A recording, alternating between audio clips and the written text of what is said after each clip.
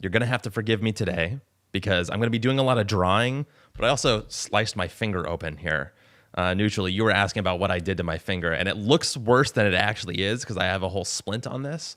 But I was washing the dishes in my apartment. We don't have an in-unit laundry, and we don't have a dishwasher. Actually, we're not allowed to have like a personal dishwasher. So I have to hand wash the dishes every day. And I was doing that, and I stuck my hand into it was like a wine glass type thing, and I started cleaning it from the inside and just shattered. And of course, if you're doing that while your hand's moving, well, you're going to catch some glass. So I go, and I'm of course bleeding all over the sink, and it looks terrible, and it's like super ugly. And I'm like, okay, well, what's going on? And so I asked my girlfriend, I'm like, hey, can you just quickly look and see if there's any advice online? I'm going to contact my aunt. I'm going to contact my family and see if what their situation is and if they've got any recommendations for me. My aunt is a doctor. And so I go, we're elevating my hand. We're putting pressure on it. It stops bleeding relatively quickly. And there's definitely a gash. It's not just a scratch. And it goes underneath. And I think that, and we actually contacted my girlfriend's best friend's partner, who is a paramedic as well. And they were like, yeah, we think that you nicked like a vein in there, which is why all that blood was coming out. My gosh. But it just looked worse than it was. And so it's just been wrapping. I have like one of those little butterfly bandages on there holding it together, and then like lots of like disinfectant and things like. The worst part, by the way, was cleaning it out in the sink after the fact. I was like literally screaming out of my thing. I'm like, my neighbors probably think that I'm crazy. So that's the story behind the finger. It's making my stomach turn. Yeah, well, sorry guys. I don't mean to. I'm glad you're okay. And that you didn't have to go to the hospital. Yeah. And that was one of the things. It was a Sunday night. And so I was like, well, I could go to the urgent care, but everything had just closed because it was like 8 p.m. So I was like, I could either go to urgent care, or if I really, really needed to, I could go to the emergency room. But I'm like, I don't really want to go to the emergency room. It's not worth it. And so I just called my friends and was fine enough to live. So I'm surprised you didn't ask ChatGPT what to do. Yeah, I actually had the thought there. It was an interesting moment where I was like, I don't know that I would trust ChatGPT in this moment. I want to go to the trusted sources. And actually, I do think that is a lesson, which is that if you can develop a reputation and become a trusted source, and people will come to you for a piece of information, in this case, a crisis, or in terms of any kind of immediate change, I mean, it speaks to the power of, in this case, not necessarily a creator, but a brand, right? So, any other thoughts about sliced fingers? No fun. I don't like hospitals. I have to go get my blood work done, and I've been avoiding it like the plague, but I will get it done, so. Yeah. Lesson learned, don't stick your hand into glass. Let's get right into some follow-up, because last week we had Andru Edwards on the show, and it was great to have him. I feel like I learned a ton actually listening to him talk about. He has such a unique perspective in the creator community, especially because he's been around for a while, and also because he comes from the tech industry. And the interesting thing is that after having him on the show, all of his posts started showing up on my timeline. And I don't know if that's because he's posting more. It is tech season right now, or whether it's because the algorithm's doing its thing, and because I was kind of like doing some research about him beforehand the show, that it was like, okay, we're going to start feeding you some of the content. And so, one of the weird things is that a few days ago, I saw one of these things pop up in my timeline. And this is what the image that he posted was. It says, the creator agrees to not include any quote-unquote paid partnership label on the post, and shall not tag the brand's official account in the caption, nor include any campaign link in the caption, which is just purely weird in its own right. And so he tweets around this, basically saying, my response to this wild clause that was slipped into a contract, quote, the paid partnership / disclosure restriction needs to be revised. The SOW currently says that I should not include a paid partnership label, but I need full freedom to comply with the FTC rules and platform disclosure requirements. I can follow requested caption / link structure, but nothing in the contracts should restrict legally required sponsorship disclosures. To ask this of me is honestly absurd. Now, Benji, I sent this to you, and I was just curious about your reaction, because you've been at it pretty much just as long as Andru has. What was your immediate reaction seeing this tweet? Number one, I've always followed the FTC guidelines, Federal Trade Commission, to disclose when there's a sponsorship, and everybody should. There's no reason to hide it. I think more so now, people want to hide it because of some of the consequences of it. So the fact that they're asking him not to do it is just wrong, period. Okay. Secondly, the fact that it's inside of a contract and requesting it is wild, because that makes it legal, and it's illegal. And if anything got brought up in court, well, he can point to evidence. Now, I wonder if he'd be responsible as well. But guess what? He is responsible, not just like because he's responsible for his content. He's just a responsible creator calling it out and saying, hey, this needs to be removed or whatever. 3, you could have never imagined in a million years that this would even be something the brands would even bring up, because it was always the brands saying they want you to label it, like going out of their way. Yeah. Because usually they're more liable, or the FTC will go after the brands. I've never even heard a story of a creator I know that's ever had this issue, because I do see creators sometimes that don't disclose it. Really? I see it. Okay. Like there's certain campaigns that I'm a part of. Yeah. And it just happens to be that they put out content around the same time as this campaign running for the same brand, and they're not saying anything. I'm like, why? And so why you know, do because they're also running in the same campaign as what you're saying. Well, it looks like it. Yeah. Now, I don't reach out to them and call them out, right? Yeah. Because one, I'm not like trying to get them in trouble. And 2, it's not my business. Yeah. That's how I look at it. But in my business, I always do. And so, I mean, like, I know we're going to discuss it more. It's both sides. Creators didn't always want to disclose it because in the beginning it was like taboo, you're selling out, and people don't want to watch ads. On the flip side of it, right now, specifically more so than ever, brands don't want that paid partnership label because it hurts the content, specifically with short form. Why is that? Well, I would assume because when it's labeled on there, because like literally there is a little chip in the corner that says paid sponsorship or something like that. People see that, and we talked to somebody in this seat right here who literally said, oh, I see that, I'm swiping instantly. And so if that is happening, I can imagine that some of these agencies or maybe the brands don't want that to happen, because then the whole point of them paying for it is like it has no kind of purpose. People are swiping by. They're swiping by, okay? And they know it. But to go to the point where you put it in the agreement is wild. And I don't know. I just, some of my thoughts. Number 1, they don't know any better, right? And they're just putting it in there. 2, they were told to put it in there by the brand or by their higher ups, and they're okay with it. Or 3, it may be this like a combination of the second one. We're in a place where like everything is like on the table. It's kind of the Wild West right now. Yeah, Again, right? There's just so many. Because think about this. How's the FTC going to regulate? See, what's crazy about what short form did to just content in general, which is 10x the amount, it also 10x, maybe even 100x amount of brand deals. FTC is not going to like bother. Also, are people going to even bother, right? Because you see this. There's creators doing brand deals and they're not disclosing it. Yeah. Even if it doesn't say it or whatever, you just like, this kind of smells like a brand deal. But are you going to spend time like reporting it? Well, I guess my guess is that the sort of chain of liability happens, and I have no idea. We're not lawyers on this show, but is that if something were to happen, that then you'd have grounds to get some recourse on because it's against the law, right? So like if there was some damage done and you purchased something and it was like falsely advertised, or like something went wrong, you purchased it and you're unhappy with it and you didn't know that it was a brand deal, but you kind of were like, oh, I think that was a brand deal, then you maybe start looking for things to pounce on, and then the FTC probably comes in at that point. I have no idea, but that would just be my guess. Absolutely. And that we don't have any context what the brand is. Yeah. Is it a product? Is it just a brand? Is it like a entity? Is it a platform?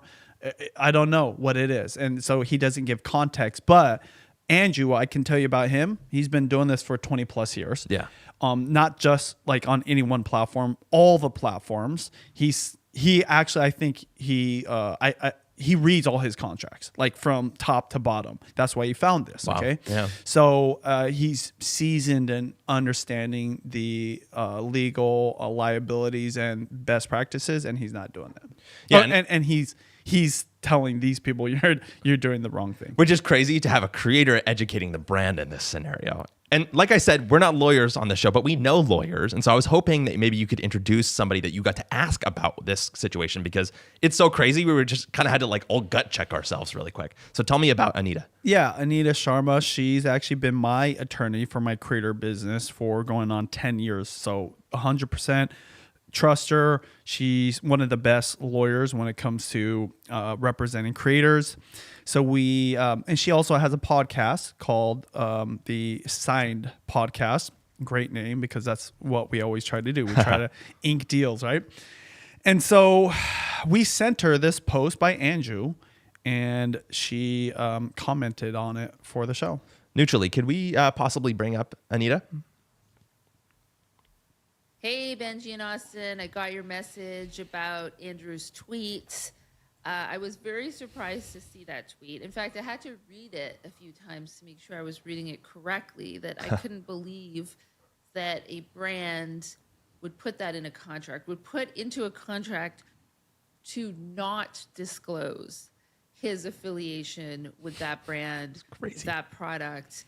That is the exact opposite of the way that it should be. If you are a creator and if you see that in a contract, please run as far and as fast as you can, because something is very wrong with that. So the Federal Trade Commission, also known as the FTC, does a lot of different things. For our purposes, one of the things that it does that's important for us is that it has rules around deceptive advertising. It has very specific rules for social media influencers and how they disclose their relationships to brands. And the reason for this is the FTC just wants audiences to understand, like, this person's getting paid to talk about this product, or this person got this product for free. So take whatever they're saying with a grain of salt, maybe, understand that they got paid to talk about this product, and knowing that, decide on your own, what you think of their review or their use or their analysis of whatever this product is.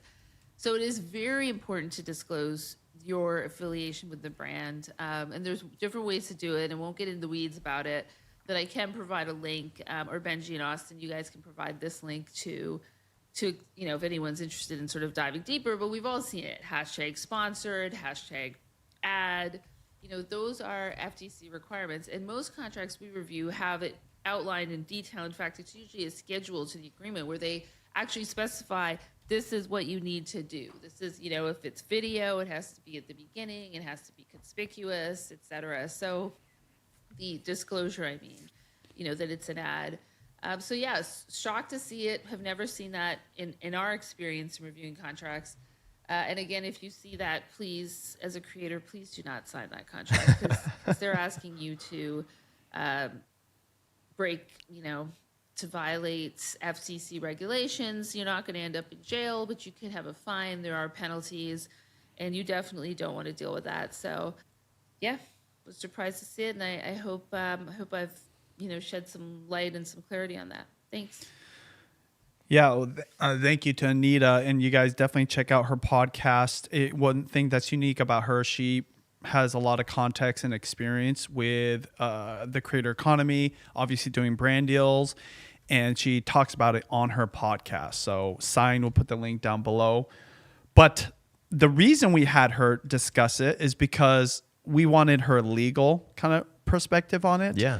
I already knew what she was going to say. I'm just thinking maybe she can tell us why it's happening. That's one thing I didn't ask Anita, and maybe we need to have her on the show here soon to ask, why are they doing it? And so for me, my thought is, we're in a place where there's so much content, and short form content is basically an ad if it's sponsored, because there's not that much room for the creative. And these brands know they can basically script a lot of creators. Well, it's created this behavior of you just swipe past that content, specifically for short form. I don't think it's as bad with long form, but still long form, if it says paid promotion, you're going to have your defenses on as a viewer. As you should. That's the whole point, right? Exactly. Like, take it with a grain of salt. It doesn't mean it can't be a good piece of content. And it doesn't mean that they're going to be untruthful. It just means it could be, right? Or worse, it could be content you don't care to watch because it's an ad. Exactly. So why is this happening now? because it's not the first time I actually heard about this. It's the first time I've seen it in a contract to a seasoned creator. I think that's kind of the point.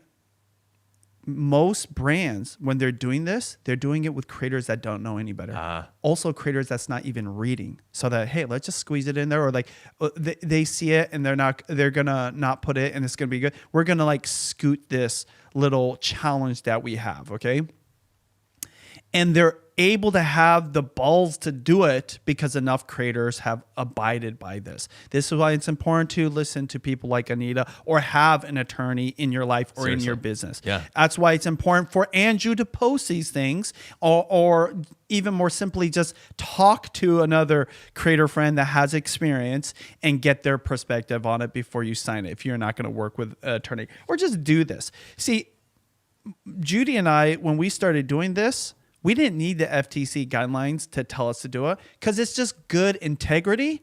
And do you think you're going to build more trust by being transparent or less trust? Of course, more. And that's the name of the game for creators. This is why brands want to work with you because audiences don't trust the brands or a business, but they trust you as a creator and your content. So if you endanger that by trying to secretly get sponsored and not disclose it, even if nobody would ever care, even if nobody's going to report it, even if you'll never get fined, well, at the end of the day, I always say integrity is what you do when nobody is watching. Have integrity as a creator.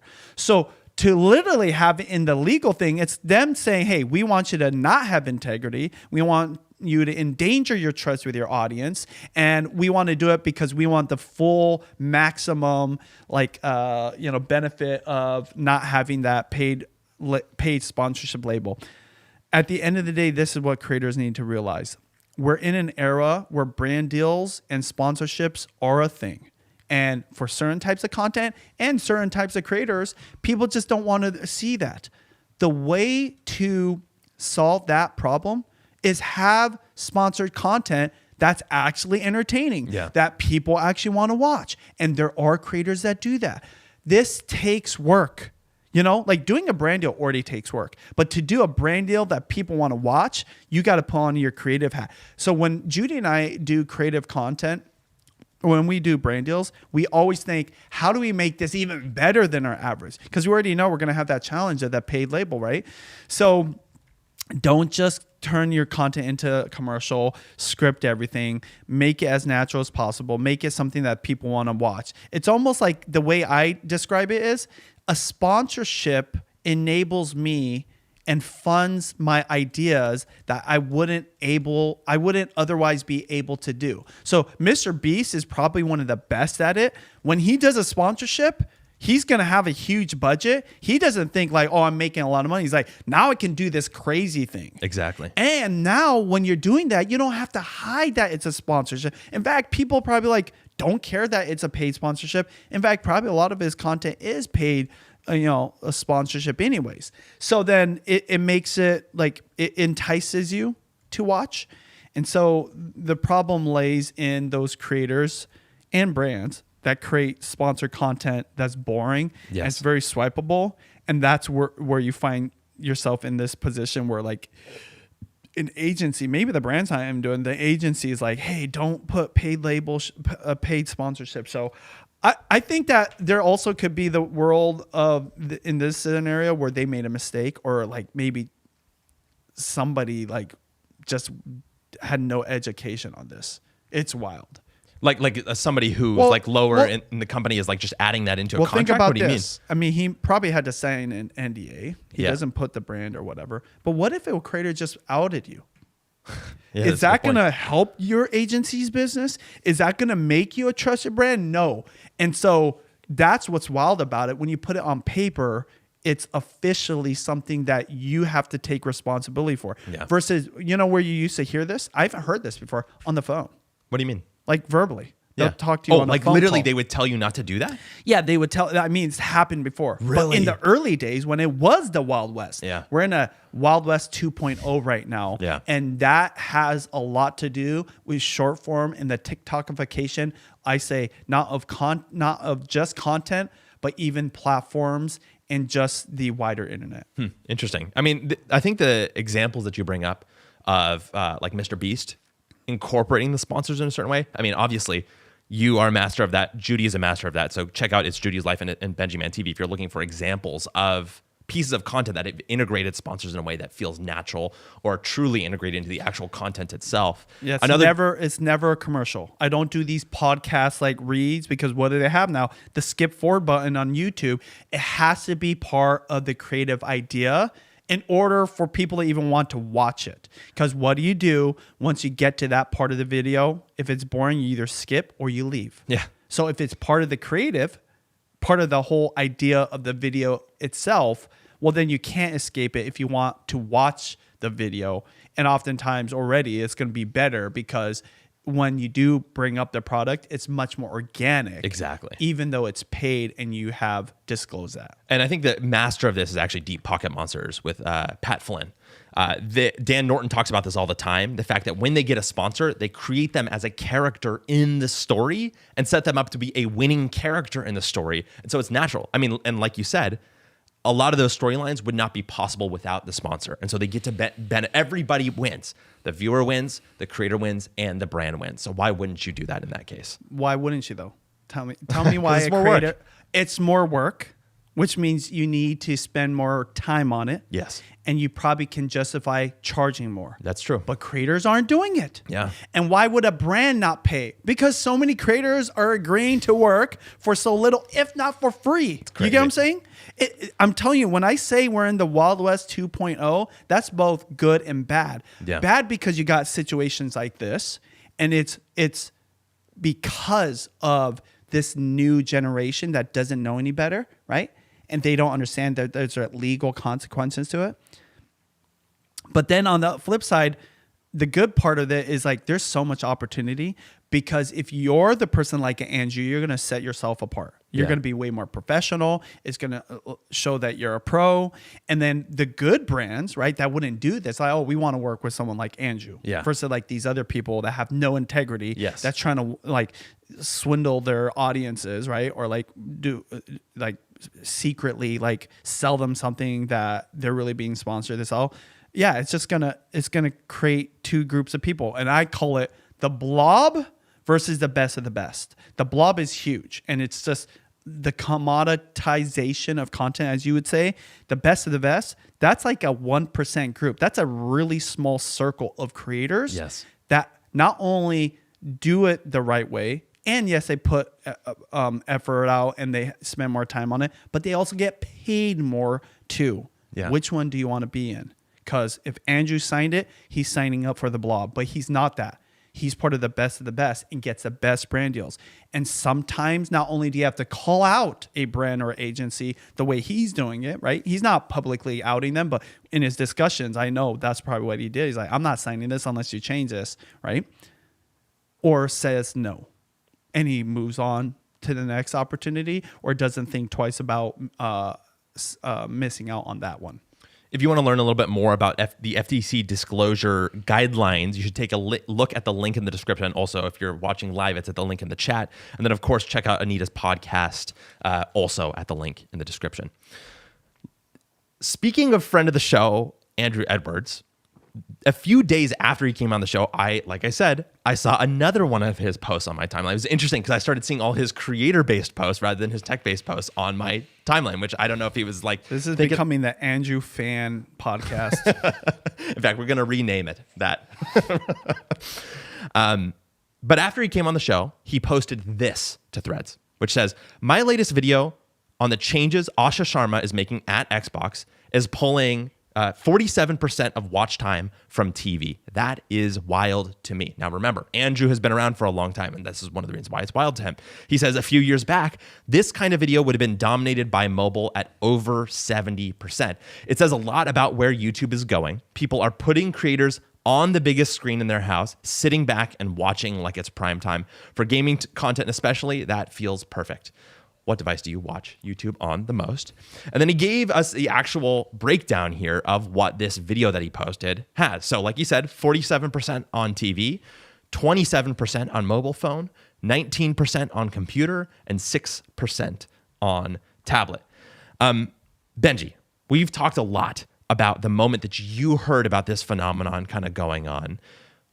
Tell me about that moment, and then I want to show you another example of this really quick because we're going to dive deep into what I think is the most important thing for creators to know in 2026 about their content strategy. But tell me the moment that you experienced where you heard somebody talking about TV growing in the YouTube space.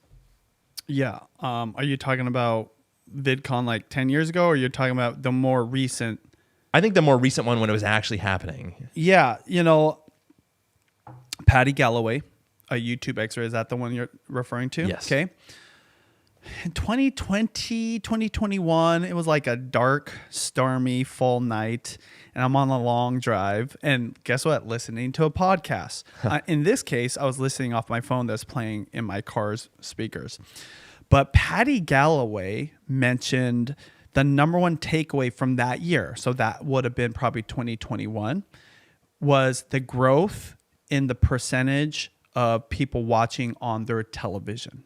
And I remember thinking, that's interesting that of everything, right? The person interviewing him said, like, everything you found out, anything that you guys do and you teach and you're diving into analytics, what's like the most surprising? And that was the one thing he brought up. And I didn't really think that much of it. I just like, oh, cool. Like, Well, because the percentages were still small at that time. very small. Yeah. So like in this case, it was like 47%. I'm telling you, at that time it was like 5 to 10, maybe 11, 12%. And he's like, wow, 10% on Crazy, the TV. right? Yeah. And just to give you more context, I don't know if you want me to go through the timeline right now, but to give you more context, when YouTube started, the TV wasn't even a thought at all. And as time went on, it was less and less the case because number one, the device was getting smaller and more mobile, but also less people were kind of like owning TVs. They were cable cutting, or they were even like going on TV. Okay? Yeah, like I know like a lot of young people at through that period of like the mid 2010s onward were not even buying TVs, and you'd see like they were Totally. just watching on their laptops maximum, We'd if see- not just their phones. We like have family members who are like starting out being creators, or they're living on their own, and they will often say, yeah, we're just watching our laptop. I don't even own a TV. I'm not signing up for cable. So what was happening in 2021 that was really unique though? Everyone was stuck at home, at least for 2020 and a little bit of 2021. And they were on their phones a lot, but they got tired of it. This is, I think, where brain rot really happened. And what would you do when you still want to consume content, but you didn't want to do it on your phone? You switch to the TV. Your old pal hanging up on the wall, has the channel changer or the remote control, and you can sit back and relax. And you weren't necessarily watching YouTube, though. You were watching Netflix, Amazon Prime, HBO, maybe a little bit of TV mix in there. Maybe you actually still had a DVD player. Let's run that poll. How many people have a DVD player, okay? But what happened over time? You started watching content on YouTube on the TV too, because of the smart TVs, because of the YouTube app, and because of, I actually believe, Chromecast was probably one of their biggest aces up their sleeve. If you don't know what that is, it's not just the Chromecast input. It's like an actual device that Google used to send out basically for free. Yeah. At events, they would give them out. Yeah, it's hella crazy. smart. Because you plug that into HDMI, it becomes an input, and you could cast what was on your YouTube based apps onto the TV. Or in the case of a lot of platforms, even like Amazon. Yeah. You could cast that to the TV from your phone if you didn't have a smart TV. It gave you a bridge between the thing you were doing on your phone and moving it to the biggest screen in your house. It was creating a behavior of like, oh, I want to watch content on TV, and then I want to watch YouTube on my TV because it just makes sense to have it on a bigger screen, and because this is a longer video. And speaking to Andrew, can I make a comment about him? Please. It's funny. I wish he would like hit me up or hang out with me more often. We're like good friends, but it's because of the type of content he creates. He's always telling stories. I don't know if you've seen it. You're the one that inspired him to a certain degree. Really? To do these more like documentary style coverages of tech, because it's very much like reviews, right? It's very like not even objective. It's very much robotic and it's analytical versus like telling a story. Yes. Almost all his intros now, he's starting it like he's telling a story. Really? He's That's like cool. capturing your attention, not going right at the product. He'll do a little history lesson, or he'll bring up like, have you ever noticed this about your television? Yeah, right? yeah, that makes Rather than sense. saying, hey, Sony's got this new thing, and they're longer videos. Yes, yeah. So it lends itself to want to watch it on a television. More importantly, his audience. They probably know this about him, so that, hey, instead of watching this content on my phone, they might be waiting to watch it on the TV, putting it in the thing, and then say they're not, but they're like on their phone, but they happen to be next to the TV. Oh, let me just cast this up there. Yeah, exactly. And so this phenomenon that you're bringing up, Patty Galloway and Mr. Beast is an example of this. Of course, Andrew, like you just said, is an example of this. And actually, Andrew's post inspired Stephen Robles here, who's another tech creator that I love, to quote tweet him and basically say this, which is that I'm seeing the same more and more YouTube viewers on TV. And some videos, like my $3,000 movie player, currently at 135,000 views, even higher at 64% of those views happening on the TV themselves, which kind of makes sense, right? Because it's targeted, to your point, about to that audience of people who want home theaters. So of course they're going to be watching on their big TV, right? Yes. So this more and more, again, this is not new. We talk about this a ton on the show. I don't know that we've actually come at it from this angle, even though this is one of the oldest stories that we've told in terms of this kind of new era of TV. And I think that there's sort of two big angles that we need to come at this from in order to understand that most important thing that creators need to know in 2026 in terms of making their strategy for posting on any platform. Here's the first angle.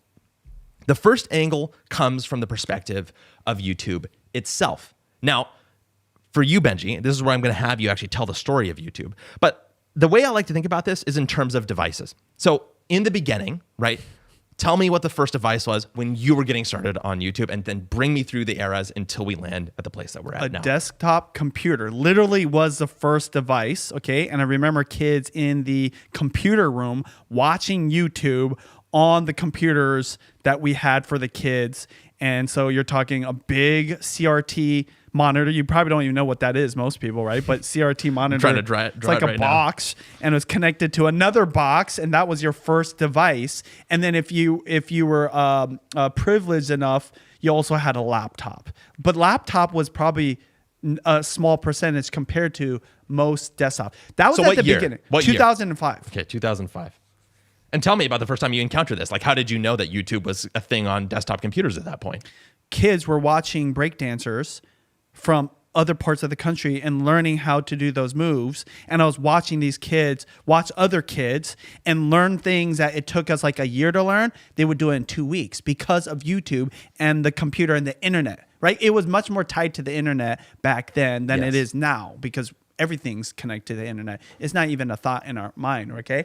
But that was the very beginning, and that's why I think the next era, right, I would call it the laptop era. And the tablet is kind of included. But basically the type of computer you can take with you wherever you go. Yeah, well, why was that? It's just because computers got cheaper. That means laptops became more accessible. And who wants a big CRT monitor desktop computer compared to a laptop? Because what is a laptop compared to a desktop computer?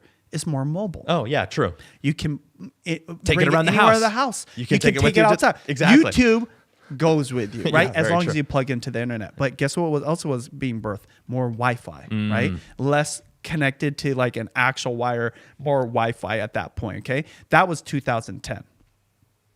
By the way, great job drawing all this. Thank you. Appreciate it. My mom is an art teacher, so hopefully I can get some basic sketches down. All right, so 2010. Well, the tablet is kind of included in this to a certain degree.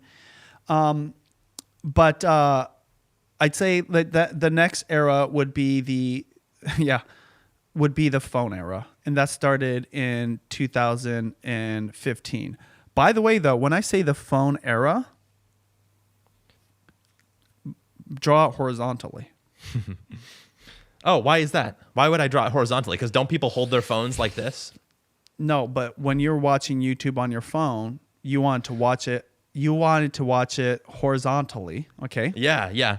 And like to your point, right, in 2007, I remember one of the very first apps that was pre-installed when there wasn't even an app store on the iPhone was a YouTube app. And if you clicked on a video, you would turn your phone horizontally to watch that video. Of course, because all videos are. So you have to draw that horizontally. So really, I'm going to draw an X over this because I misdrew it. But here, I'm going to draw Why didn't you just erase it? I'll slowly erase it in the No, it's background okay. here. I'm just playing. You can do whatever you want. Now, that was 2015. But guess what was also popping up during that era? Now, this had nothing to do with the device. It had more so to do with the type of apps and platforms that are coming online. Now, you don't have to draw this, but this is why I say draw it horizontally for that era, okay? Because then it's all going to make sense. In 2020, it was the year of not necessarily the device as it is the platform. And that was the TikTok era. And the next device you have to draw is a vertical phone. Now content was native to the device. This is what's so crazy. People don't understand. Just holding your phone in your hand vertically and watching content may have been the one biggest benefit to TikTok more than even the content itself. No one talks about this enough because they talk about the content and the creators. They don't realize that, now you didn't have to like prop your phone up like on some kind of, holder or up against your coffee, right? You could literally just have it in your hand comfortably, and it was vertical. So this was not a device change as much as it was a app or platform and format change. But it did change how you hold your device. And therefore, the winners of the people who were making videos for the platforms that were people who were holding their device that way. But that's 2020. Yeah. What people don't understand is there was a whole nother thing being birthed during this time in 2020. The television. See, the television was this thing that we thought was something in history. I remember even thinking like, I wonder how long people are even going to have TVs. But what always kept me thinking the TV would still be relevant? Movies, HBO, even cable television, sports, right? You don't want to watch those things on a small device. What we didn't realize was we kept that for like the few times you'd watch content, right, in the evening. But what was happening, I think serendipitously, and you have to give them a little credit, YouTube was like, let's get ourselves on these televisions. Let's be part of the options for different apps that come with these smart televisions. And so as we were in the era of TikTok, right, 2020, which is also the phone, the devices are getting smaller and smaller. You're not buying, by the way, in 2020, you're not even buying, you even say this, you're probably not even buying an iPad as much or tablets. Oh, totally. You probably might not even need a laptop. Desktop, definitely not a thing, right? Us nerds over here trying to run podcasts, we have a desktop. I preferred working on it. But even then, like sometimes I'm just like always bringing my phone. I don't bring my laptop around. So is everybody, young people, old people, everything in between. But the television didn't change. In fact, the television just got a little bigger and a little cheaper and a little better because it was a smart TV. Yeah. And it was not only connected to the internet, but it was including apps that you have on their phones. The apps that weren't perfect for the apps that were perfect. Okay, the apps that weren't perfect for your phone vertical consumption. It was better for the horizontal viewing. Yeah. So YouTube, just like, I feel like almost unknowingly, just had perfect position. And this was crazy. They also had shorts. So they were both on the vertical viewing behavior audience's attention, and you had the option of going from that seamlessly to the TV, and you sign on in both locations, and then bam, you could like pick up the show that you were listening to on your phone on the drive home in your living room. And so there's one other thing that's happening in relation to someone like Andrew. We all got older. I'm 42 years old. So 20 years ago when this started, I was 22. Guess what? I'm definitely wanting to watch Andrew's content if I can on the television if it's an option. And you made a good point. Well, tech-related stuff. So older tech people, guess what? Do they want to watch on that tiny phone when they got a 90-inch TV that they probably bought because they watch Andrew's content? So this is why looking at these eras can teach you about what's the winning strategy as a creator when it comes to creating content. But it doesn't mean it's just like 100% TVs. Remember, going back to some of those stats, is still a percentage of it. And if you were to talk to like a short form creator, I bet you that those percentages would be totally different. Totally. And so to me, give me one more thing. What is the year that you mark as the beginning of the TV era? 2025. 2025. I mean, like I would say it's earlier, but 2025, it came to its maturity. And you ask every single person. We did this last year, right? Yes. We would ask every single person. Yeah, I watch it. Even when I bring this up, they didn't even understand. It's like, how often do you watch YouTube on your TV? It's like almost every single day.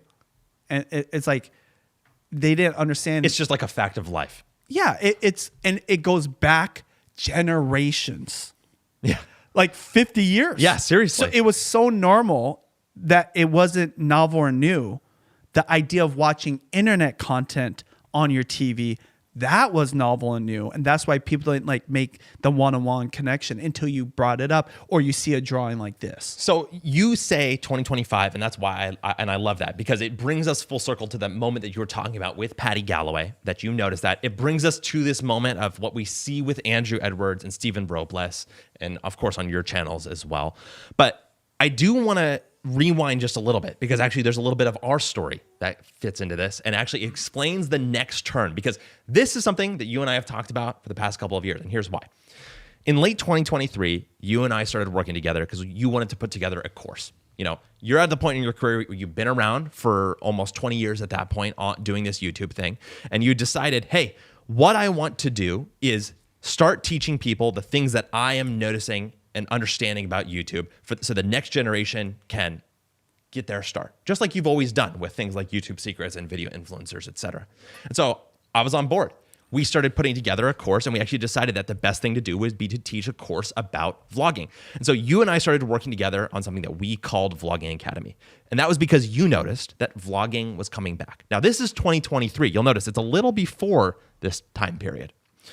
And we spent that was the end of 2023. And so we spent all of 2024 coaching students how to take advantage of that vlogging opportunity. And at the end of that year, we were looking for new ways that we could level up. What was the next turn for Vlogging Academy? So we went back to the drawing board.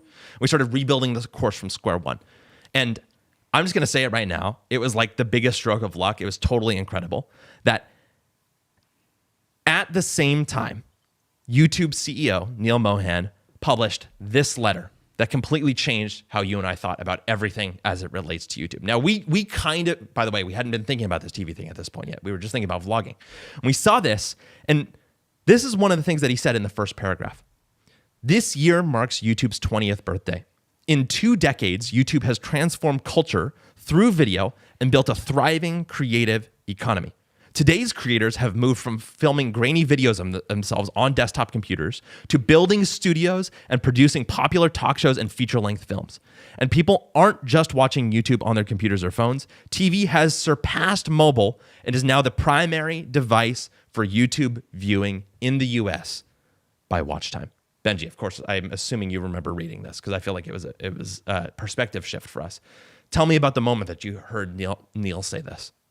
Yeah, I couldn't believe that we were already doing something and maybe ahead of the rest of the creator community, and it was being acknowledged by the leader of our favorite platform, YouTube, Yes. right? The CEO, Neil Mohan.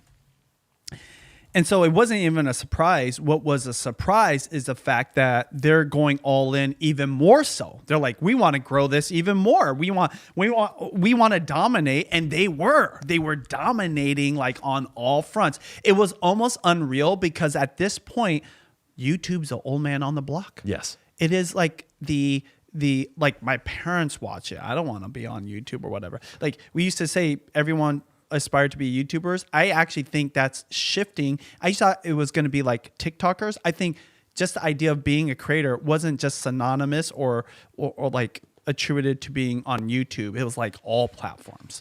And so like him announcing this and saying, we're back and we're better than ever.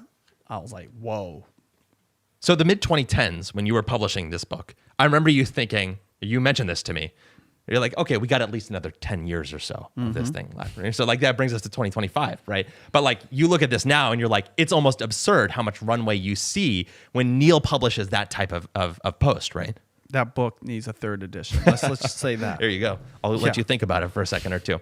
And so this is all a meandering way of me saying one really important thing. And I told you, again, there were two angles into this discussion, and we're just talking about the first one now. Here's the most important thing. If you looked at a pie chart of watch time by viewing device over the years, it might look like something like this. In 2005, to your point, actually, I don't know if this is up on the screen or not. Neutrally, is that showing? Let me try and reconnect. Sorry, folks. If you looked at a pie chart of view time in that 2005, when you were talking about the desktop computer, Benji, it might look something like this. Mm-hmm.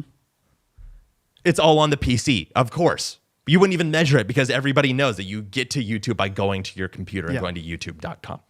Okay, so then we get to that kind of tablet and mobile era, and suddenly you might start thinking, well, hey, this little mobile thing's really kind of taking off, and like YouTube's over here, right? But mobile is really growing, right? Mm-hmm. And by 2015, and I remember doing this because I was with you doing video influencer stuff with you and Sean at VidCon. They were like, oh, hey guys, mobile has taken over. It's like more than 50%, right? We need to work on your paint skills. Well, unfortunately, that's only scribble. I think fill There's would no be fill better. option. There's no fill option. I know, it's terrible. Come on. Come on, Apple. You got to help me out. Over the years, you might have started to see this. And really, I would say the conventional wisdom for most of that time period was make content for the phone. In fact, you would coach people to do that, right? Take out the fluff, get right to the point, right? Make your thumbnail look good on a mobile phone. Right? Don't look at it on the big screen. People's behavior is changing because it's on the phone. Just quick. I mean, we just didn't even know. We are basically, in a way, I'm not saying me and Sean are solely responsible, but we were part of the momentum that sparked Musical.ly and TikTok. Yes. The short form content, because it was just a quick hit, right? You wanted to get that piece of content right now, right away, and then move on to the next thing or to something else. And so if you keep looking at this over the years, you probably saw a time where mobile was peaking near the 70% area. I mean, it was really, really high there, right? Whereas this was kind of going along.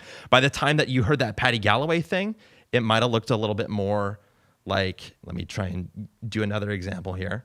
It might have looked a little bit like this, where mobile was kind of like pretty big still, and like traditional computer was like this, and TV was at that 10% range, right? Yeah. Well, starting in 2025, based off of that post that Neil Mohan said, it's important to remember that there came a point at which TV was the dominant viewing device, more so than any other one. And so to me, this is the first way of looking at it. From YouTube's perspective, this is exactly what Andrew was saying. This is exactly what Stephen was saying. This is exactly what you were saying. This is exactly what Patty was saying. TV, and actually maybe I'll do it in the green color because that's how I was representing TV. TV is important to YouTube. And that's important to remember, because if you're someone who's wanting to be a content creator who was wanting to be a YouTuber, well, you should probably start thinking about posting content that works on the TV because it's important to YouTube. And so to bring things full circle here, as it turned out, the reason that vlogging was successful when you and I were starting to do Vlogging Academy was not just because vlogging was coming back, is because the TV was growing so fast. And that growth opened up room for lower production content that was more relaxed and allowed it to succeed on YouTube again as the TV was taking over. Also, the length of it was longer and fit better for the expectation or the desire, the demand of the type of content you would want to watch on there. But it's funny, it's not because it was like super casual that it succeeded. It's because there was no competition that it succeeded. By the way, I want to bring up one thing we've never talked about. Yeah, tell me. Ooh, this is exciting. Why the TV spiked? Because, 2021, 10%, right? And maybe in 2022, 20%, and then maybe like 30%. It went from like 30 to 50 to 60. Like it made this huge jump. I actually think it's remote controls. So we talked about how people are watching on the TV, right? Well, in remote controls, what you started seeing more and more was a YouTube button. Yeah. Now, funny enough, this is like an old remote. Yeah. like So it's 10 got years. Netflix and Hulu and But Sling. you know what you see on almost every single remote control that's a smart TV remote control? YouTube. Okay, I have a story to tell you, but I want you to finish your thought. And the fact that it's there because you saw it, right? And I remember the first time I saw YouTube on the remote control, I go, how strange that Sony would just put YouTube, but also so cool. You didn't have to turn on the TV and then pick the app and then sign in all that. No, you could literally just hit it. Because before, what would you do? You go on your YouTube app and then you cast it, or you have to turn on your TV and go to it.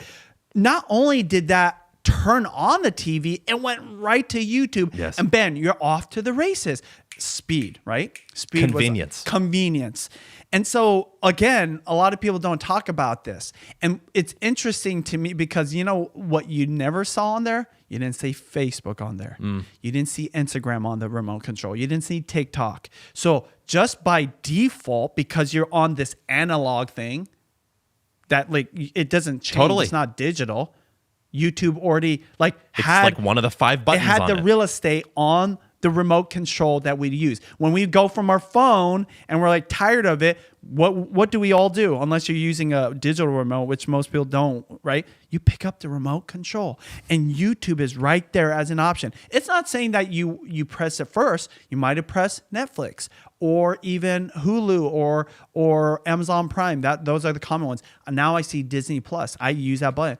But YouTube being on there, and then I think more simply just being on the TV as an option, that's where you see this crazy jump. It got so easy to watch YouTube content on the TV. And it wasn't just that YouTube had the content that was for the TV compared to all the other platforms. Yes. So it's multiple things. I just never thought about this remote control as being the point is this. It got easier and it became known that you could watch YouTube content. And so for those vloggers on YouTube, they're doing like 15-minute episodes. I'm like, this is working. They didn't even, most creators don't look at their analytics. I didn't even care to look at the analytics. I saw this by accident happening, not knowing what was going on. When I created Vlogging Academy with you, I was just thinking, people want to watch longer vlogs. I didn't make the connection to the fact that they were watching on the TV and that's why they wanted it to be longer. I just thought they wanted opposite of short form. True. But part of the reason it was super long, right? They actually say 1 to 2 hour videos performs better than even like a 30 or 40-minute videos. Is because on the TV, you just leave it on. And guess what? To your point, you don't want to be clicking that button 100 times like you would if you were swiping on TikTok. You just want to, unless you're looking for something on Netflix, then you're spending 20 minutes looking for a movie and then you might click forever. But the point is this. Once you decide on what you watch, you're locked in maybe for 1 to 2 hours. And it's okay if it's just one thing.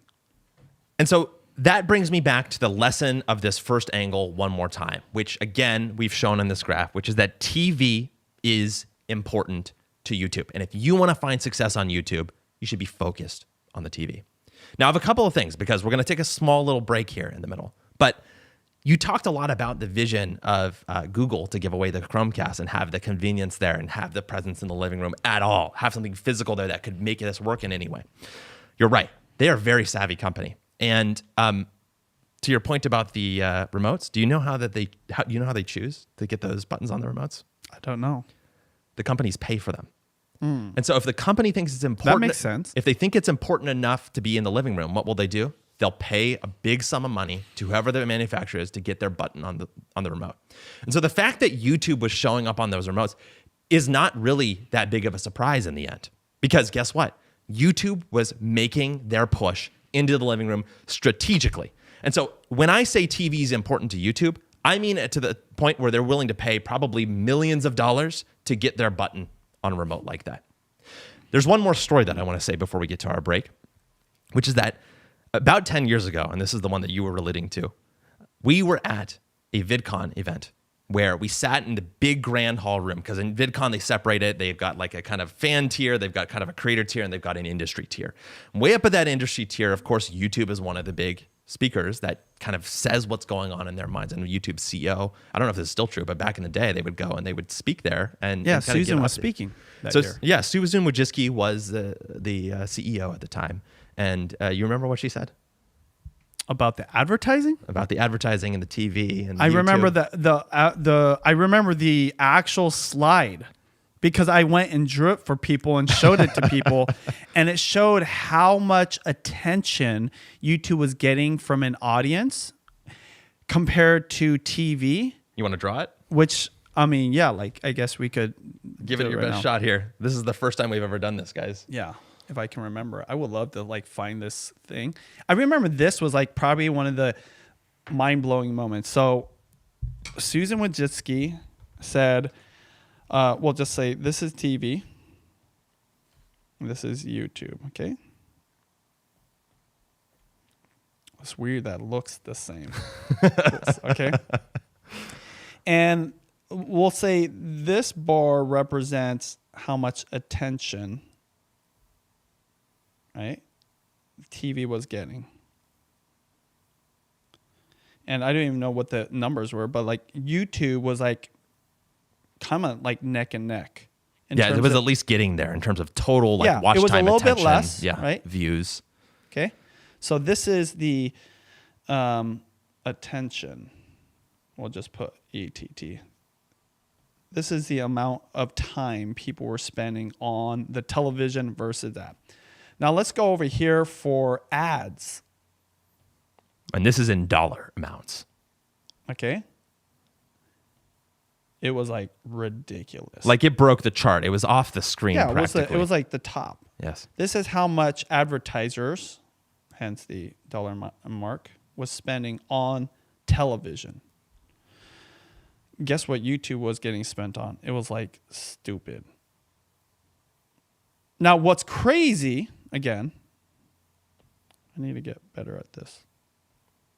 What's crazy about this graph was I was benefiting from this. And it was big money for me. Yeah. Right? I remember thinking like, whoa, I remember saying like, if that's how much is being spent on YouTube and I'm making this kind of money, right? I mean, we were becoming millionaires. Yes. Judy and I were becoming millionaires. In this era, I was like, what's going to happen like 5 or 10 years from now? Because this is crazy. And I think people generally in the media space understand this concept, that even though TV had about the same amount of attention as YouTube, advertisers trusted that platform and didn't even think twice about spending way more money. And so I was like, dang, like this shows you there's still a runway. This is where the whole idea that YouTube has more room to run, because if YouTube's this successful with this little advertising income compared to TV, well, what happens when, like, again, the advertisers figure out it's better ROI to go to YouTube? Well, there's going to be more money. That means they can hire better people in the team. The company's just going to get more savvy. They can buy more buttons on remote controls. And it actually happened, right? Like, and so one thing that I think I benefited from, you were part of it, is that I would actually care when I went to VidCon Yes. about what was happening in the greater space of media and content, even before people realized like it'd be all in one thing. I 100% agree. And that is a great place to leave us in a cliffhanger, because Susan Wojcicki becoming right about this did not happen until about that era where Neil Mohan said that we had made the shift where TV was number one on YouTube.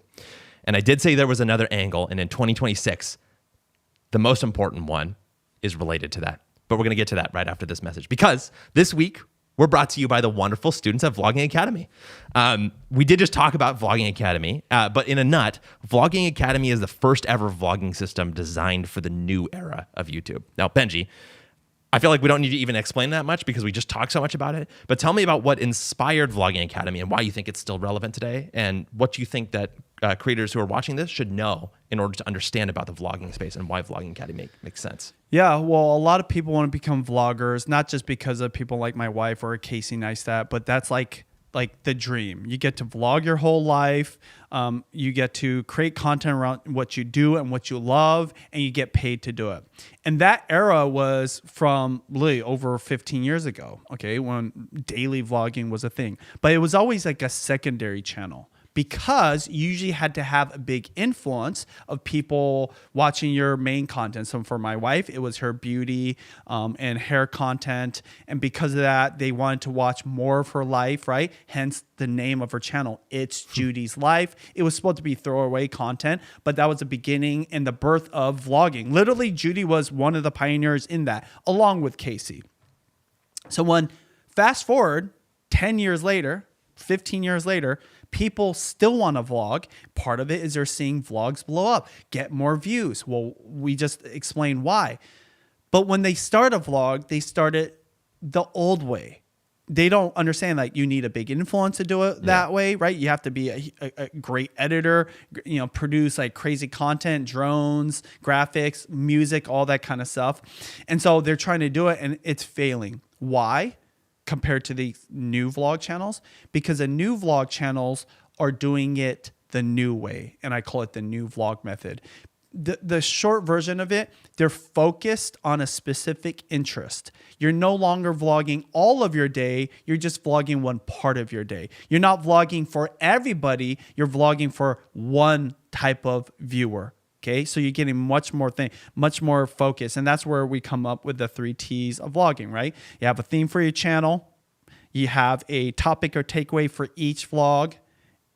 And then you tell more stories. Well, what's crazy is when you put all of those 3 together, you can do a longer vlog because around this interest, the algorithm suggests your content, even if they're not subscribed to you. And that's why this works. And then if you slap the TV opportunity on it, you can do a longer video. Well, guess what? You can get more ads. You make more money. You can get brand deals. And so this is the new vlog method that I'm teaching and why it works compared to doing it the old way. Some people are doing it the old way still, and it works. But it's such a minority. And the new way works for everybody, even if you don't have any subscribers and you had no experience. There's people literally starting out in their first month getting 100,000 views on a video because they're doing it this new way. I didn't make it up. There was other creators who are doing it. I just kind of like put it into like a package that you can understand and learn from and do it for your own channel in your own content. And that's why Vlogging Academy is so valuable for especially new creators, but all creators. And I think the most personal thing for me is that, we started working together because you needed an editor for your channel. It was your cooking channel, your food channel. And I find it amazing that you went through this period where you were observing this and you thought, hey, let's try and revive this old channel of mine that is kind of dusty on the shelf a little bit and see what happens. And it became its full self again, actually even greater than it was back when we first started working on it. And so if you want to be part of the community benefiting from these changes and benefiting from this new, from the TV era, as we've talked about, you can visit vloggingacademy.com to sign up. And if you have questions, you can email us at hello@vloggingacademy.com and we'll respond to you. Drop us a line. Again, vloggingacademy.com. Thank you to the students of Vlogging Academy, who are some of the people who make this show possible. Now, when we left off, we had just discovered how important TV was to YouTube.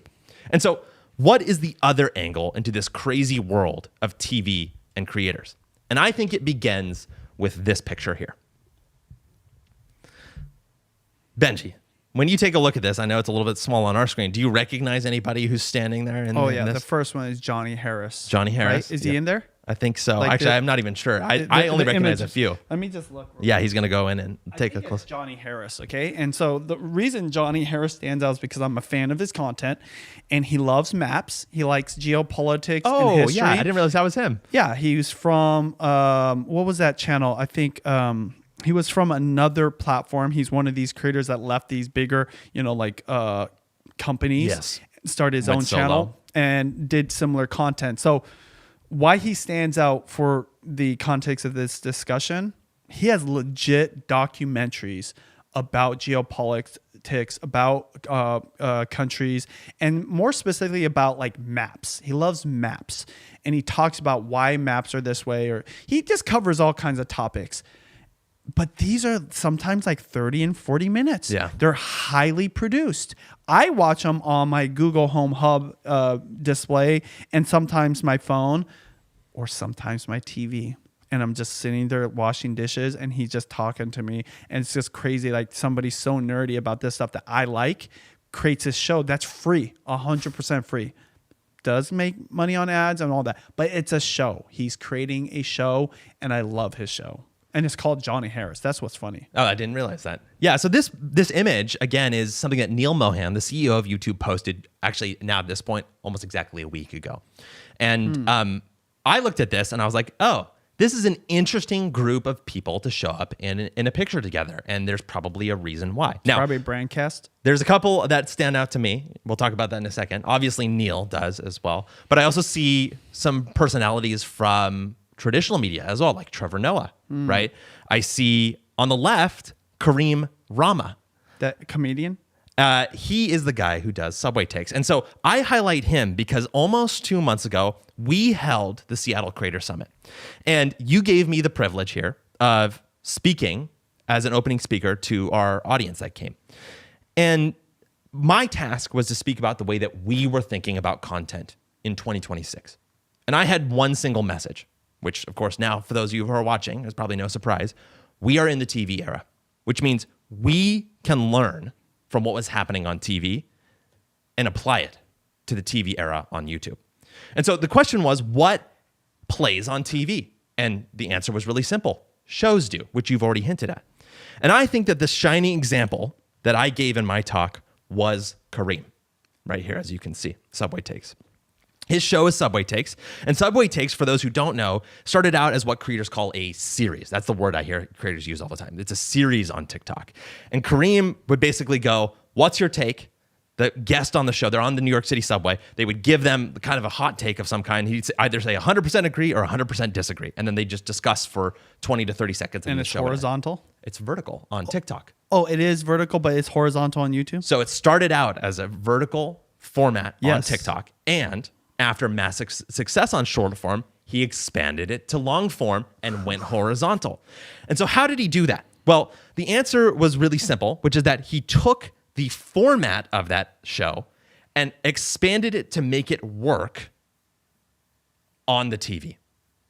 Expanded to make it work in 30-minute segments, 15-minute segments, which basically is not that hard. You ask them for their take, they give it to you, and you talk. You just extend the talking, or you ask them for another take and you talk again. And so the way that he did it is he took the format and expanded it to fit longer videos. And that, to me, again, is the distinction. Creators call these series. I call them shows. And back when I was talking about this beforehand, that was the point that I was trying to make. Shows are the thing that are going to make things happen in 2026. And that's why I call it show theory. And so there were three main points that I had when it came to show theory that were all learned from someone like Kareem. The first one, we are in the TV era. Very simple. I don't need to explain that to anybody else because we explained it for half an hour. Second one, shows are what wins on TV. That's exactly what we just discussed with Subway Takes as the shining star and as an example. And the third one, if you want to know how to take advantage of this, shows have a format. In fact, I had a slide that was like format. It's the most important thing when it comes to a show. And again, Subway Takes is the perfect example of that. So I ended, first of all, I'm curious about what your thoughts are about these three pillars, but I want to talk about the thing that I ended my talk with in just a second, which is it was a tease that we think that this is important if you want to find success on YouTube. But the format is the valuable thing. It's the thing that people are going to pay for. So before we get into that, what are your reactions to this as we go through so far? You're a genius. Please.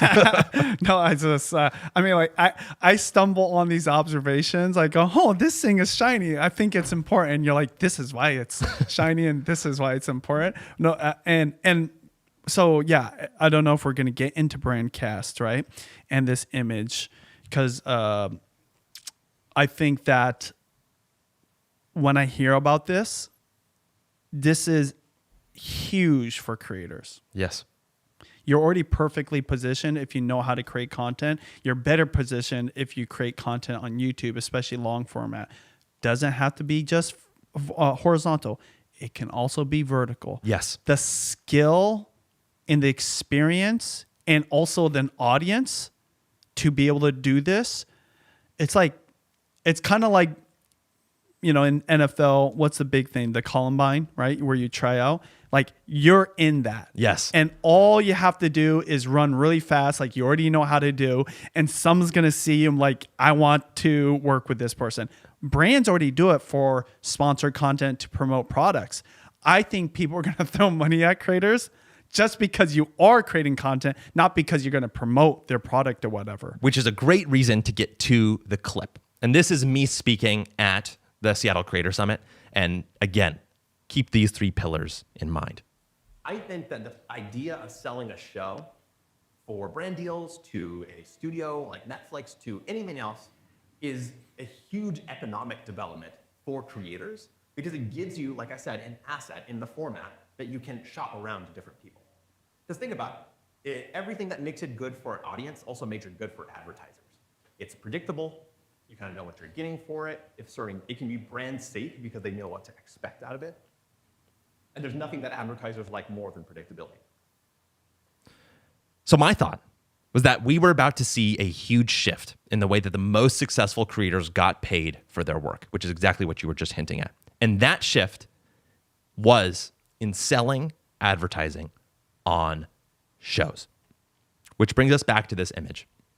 Now, what stood out to me was the caption, and to Benji's point, it talks about Brandcast here. So Neil Mohan says, what a way to kick off Upfronts week with so many @YouTube creators in town for #Brandcast. See you at the show tonight. Benji, tell me what Brandcast is and what your experience is with Brandcast. Yeah, so obviously YouTube is a subsidiary of Google. And what makes YouTube unique to creators is that they pay you through the ads that the Google AdSense platform runs on your video. So these are the commercials. Well, every single year, YouTube hosts a lot of these advertisers, not just the brands, but also the agencies in the advertising world. So think, what's that 150 show? Mad Men? Is it Mad Men? I think so, yeah. Right? Is it Mad Men, neutrally? The one where there's advertising stuff? Yeah, Mad Men. Yeah, okay. All those people in New York City, obviously the 2025 version of it, go and watch this big presentation. And they usually have an A-list celebrity performing. Okay, Judy's actually been to it. What's unique about us in our relationship to it, for many years, Judy was one of the examples they would use in their PowerPoint. I would get photos from our friends, colleagues, people that work in the advertising world of Judy's screenshot, which sometimes was at the very beginning of the presentation. Judy would be like the first slide. These are the type of creators you can look forward to advertising with. It's crazy. Judy, family friendly, mom of 3 beautiful daughters. She's been vlogging and creating content as a lifestyle creator, right? And you get to work with creators like this when you advertise with Google AdSense. And so that's why it's a big deal to us. And they still obviously do it. I don't think Jay used Judy as an example, but I mean, we're talking that was 10 years ago. And so Brandcast is just an important part, not just for YouTube, but for Google, because that's how they make money. Totally. And so Brandcast is where they're selling their ads to be watched on YouTube, basically convincing advertisers that it's worthwhile to advertise on YouTube. So that was one keyword that stood out to me. The other one was Upfronts week. Are you familiar with that terminology? Mm-mm. I wasn't either until I saw this. And what it did is that Brandcast keyword combined with the Upfronts week keyword shows me exactly where Neil Mohan, again, the CEO of YouTube itself, has his head at. Upfronts week, and the reason we don't know about it, is a traditional media industry term. And what it is it's the week in May where traditional broadcasters go to New York City, like in Mad Men, and say, here are all of the shows that we're going to show on our network for the foreseeable future.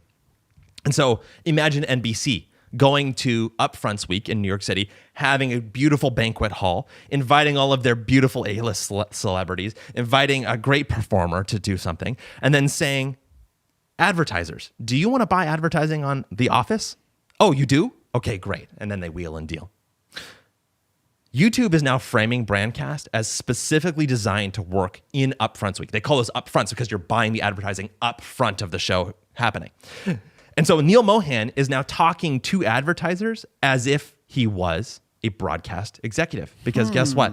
More and more, he is. And that's why that picture is like, hey, these are my shows. These are my celebrities I'm bringing with you. And some of them are recognized, right? Some of them might have like cult followings, like a Johnny Harris. That's not A-list, but I bet you a lot of people at Brandcast in the world, like I'm a good example of it, know who he is. He might be a bigger star than an A-list celebrity, but you just don't think of him that way. Oh, that's crazy. So that YouTube has become one of the networks. They've straight up become one of the networks. And so YouTube holding Brandcast again, this time specifically talking about Upfronts, which means they're acting a lot more like those broadcast networks. And again, this post starts making more and more sense because Neil is selling these creators now and selling their content the same way NBC would sell advertising against The Office. So one example of this is from reported by Mia Sato from The Verge, who says YouTube is courting creators and sponsors with streaming shows. And the example that she gives here is Trevor Noah, who's releasing a new show on YouTube. That other person that I noticed in there. Here's what Mia says. In the ongoing fight for content and talent, YouTube is pitching itself as the connector between creators and advertisers and marketing its creators as not just the future of social media, but also the future of advertising, TV, streaming, and entertainment more broadly.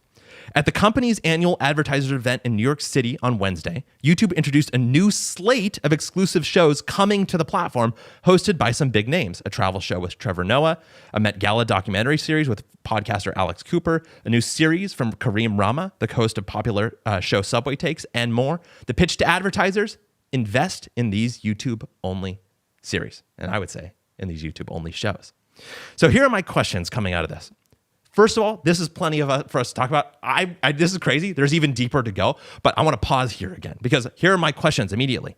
Well, first of all, think something I noticed. It's a mix of creators in traditional TV who have kind of migrated over, right? But here are my questions. Is YouTube pitching brand deals or are they pitching advertising on YouTube? It's kind of interesting kind of dynamic there if they're pitching specific shows now rather than just content creators as an example. Second one, does YouTube have ownership over those shows? I mean, because they tried that before with YouTube Originals and like YouTube Red and all that stuff before. That didn't work out. And so what was the deal there? And then third one is why these creators? So I'm curious about what your thoughts are too, at reacting to this now that you realize that Neil is acting like a broadcast executive. Well, what's more powerful than attention, which YouTube commanded forever? Money? Right? Affinity. Trust. And what happens, like, for example, what's one of the most popular shows of the late 90s, early 2000s? What's like the first one that comes to your mind? Late 90s, early 2000s, what was the biggest show? Can you guess, Nugely? I actually don't know. The biggest show that's just like sitcom. Fresh Prince would have been a little older, but you were going in the right direction. Friends.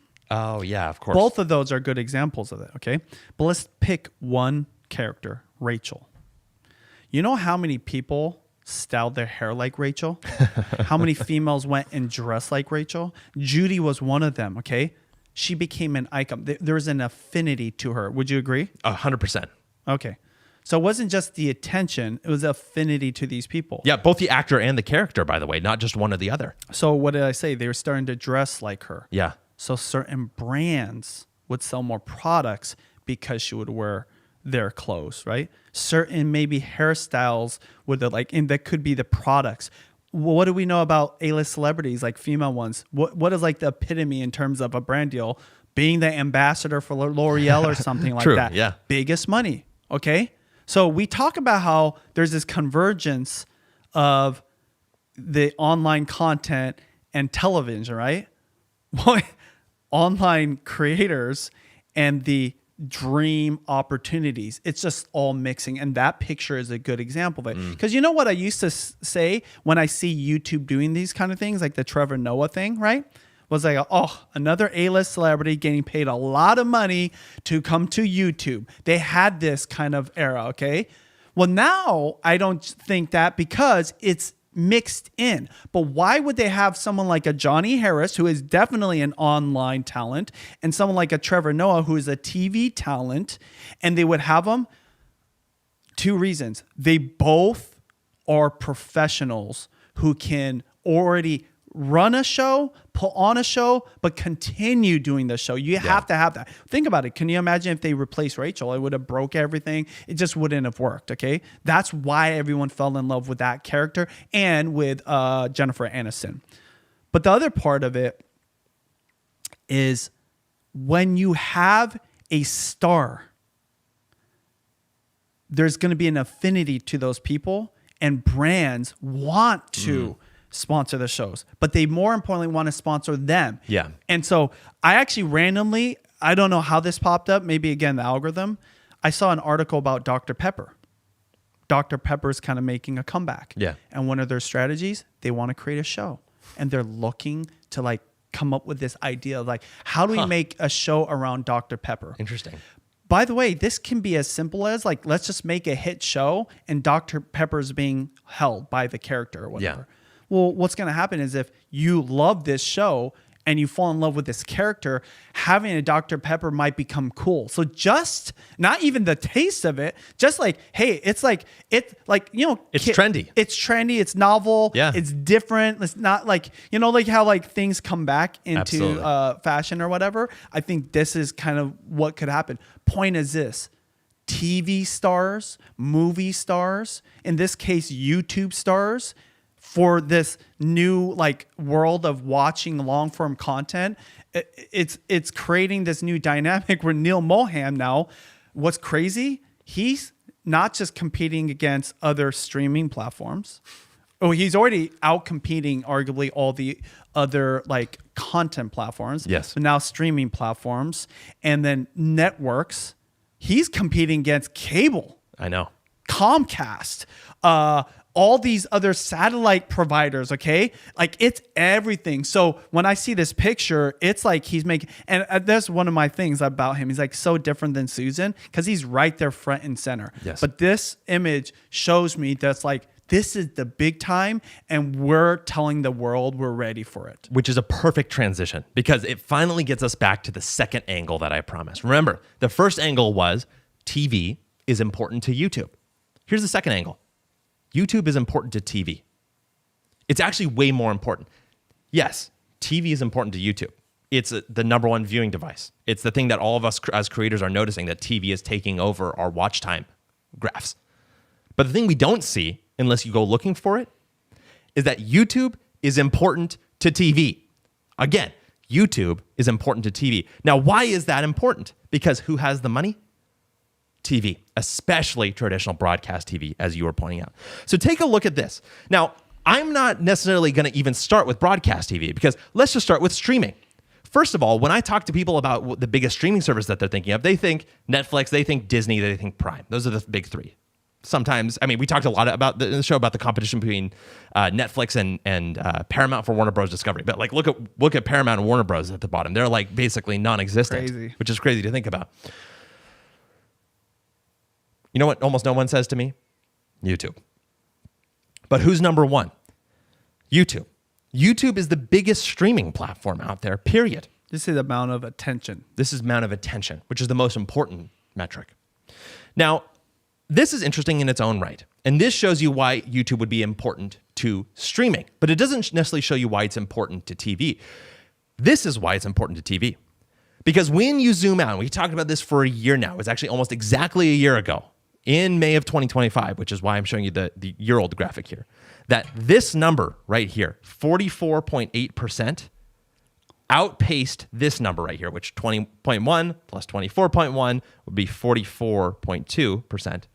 That's less than this. These are the NBCs of the world. These are the ABCs of the world. These are the, I don't know, CNNs of the world, the cables as well. Streaming has beaten broadcast TV, and YouTube has beaten streaming. And so if you're an advertiser who's looking at this Nielsen gauge, again, Nielsen is the thing that advertisers look at to decide where to spend money. And you look and you say, oh, streaming is more important than broadcast. I'm going to start spending on streaming. Who's winning in streaming? Where should I go spend? YouTube. So YouTube is important to TV because advertisers are spending money there. And so this gets us to the battle lines and finally brings us all the way home. When I look at this, this is what I see.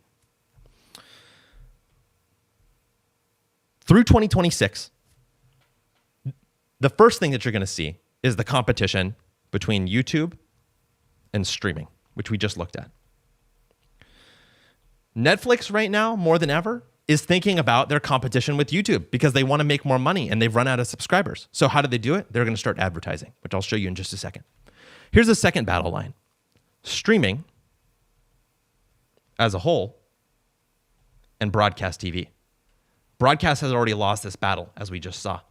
But more and more and more, streaming platforms, including YouTube, will start taking money away from traditional broadcasting. So whenever you turn on your favorite sports that you're watching, whenever you turn on your local news and you see those advertising dollars there that fund those programs, every single day, their share of the advertising dollars goes smaller and smaller and smaller. Every single advertiser that you see there will, in the next 10 years, start advertising on YouTube and not on TV. So that's the second battle line. The third one is a little bit of a dark horse, and it's something we've talked about in the past, and I'm not going to go into depth here, but it's actually daytime viewing versus nighttime viewing. And the reason I bring this up is because when you look at the YouTube versus streaming debate, the Netflixes of the world are winning over here, and the YouTubes of the world are winning over here.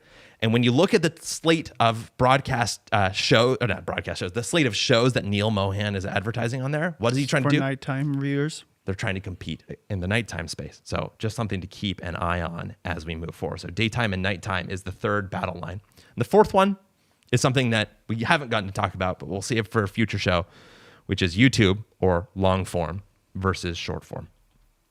These are the four most important pillars of competition.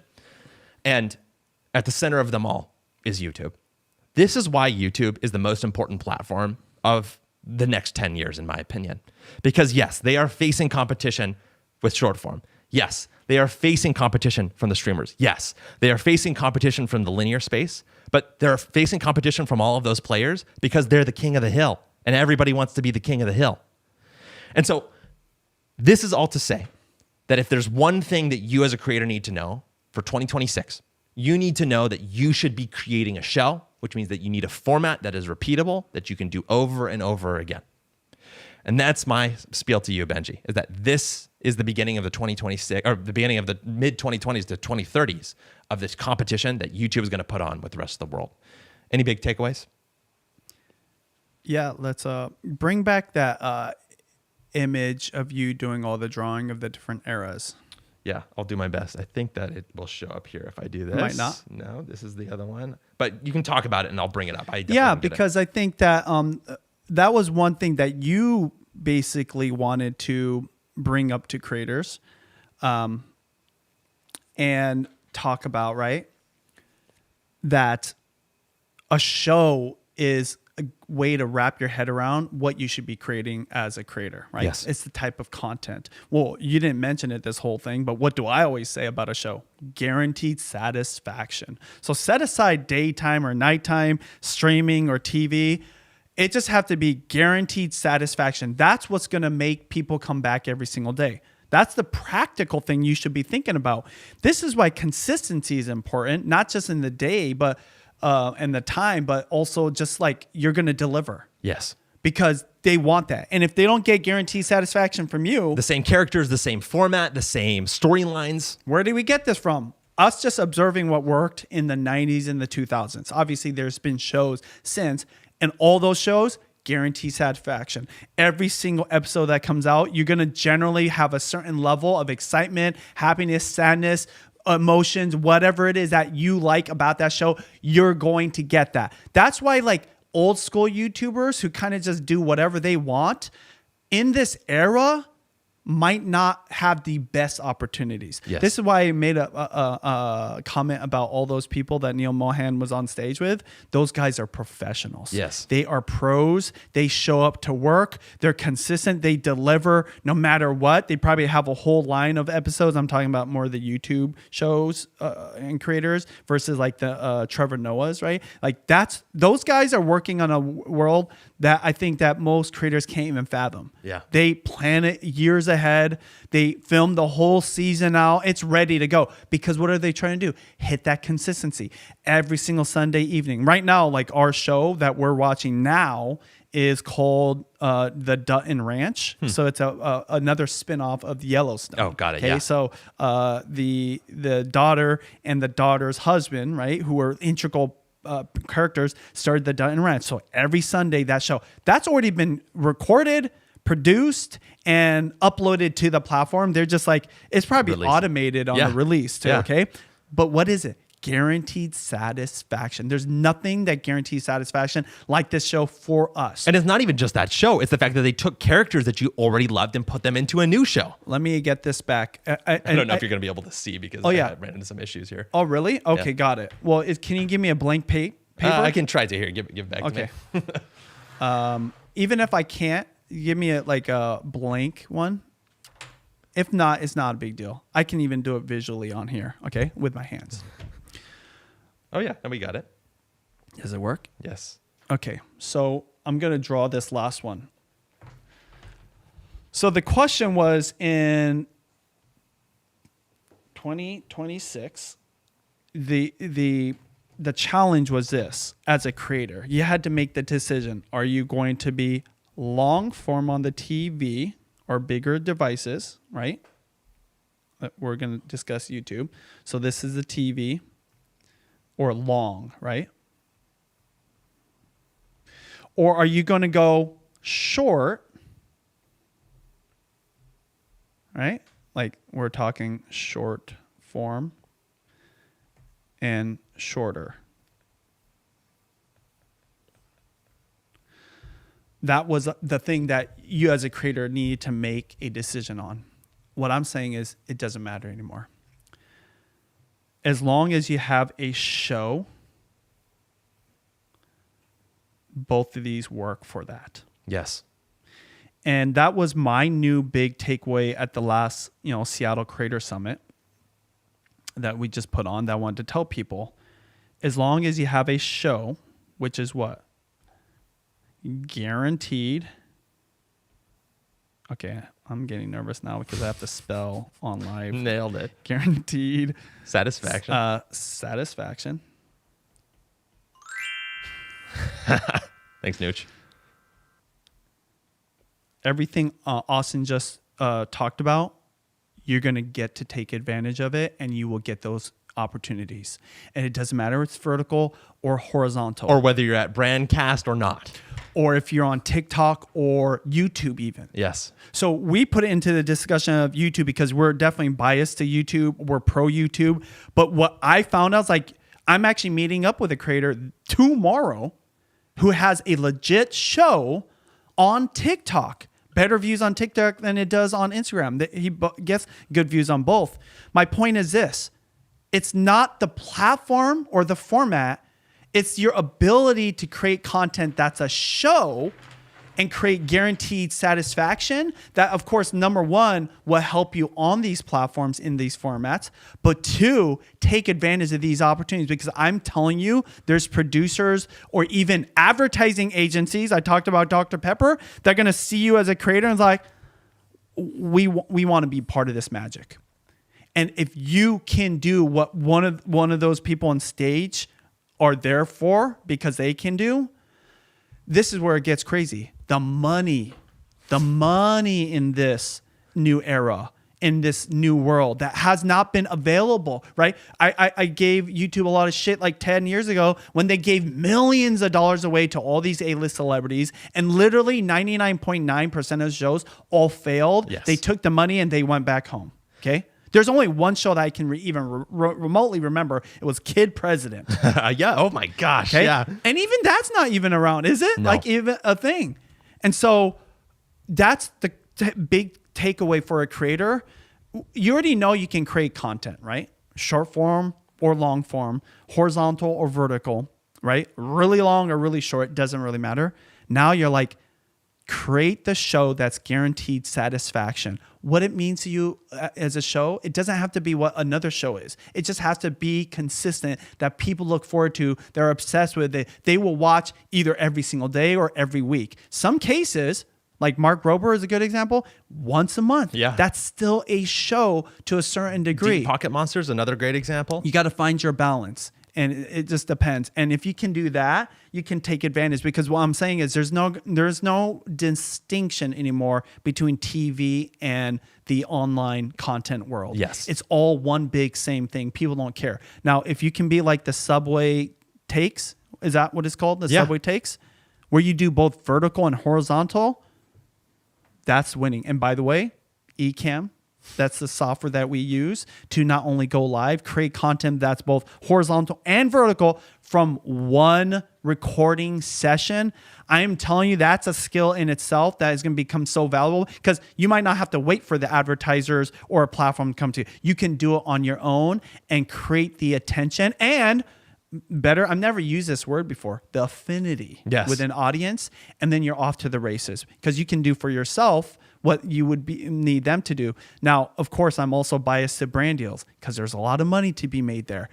And that's the skill. That is the goal in 2026 and moving forward, maybe for like 4 to 10 years, because it's the Wild West again. We're all racing on the prairies and going across the fields in our wagons, if you know anything about the Wild West and us going over there. And it's not pretty, okay? And sometimes it's kind of ugly, but whoever gets to those caves or those mines where the gold is at first, you will make the most money, and you'll take advantage of the best opportunities before anybody else.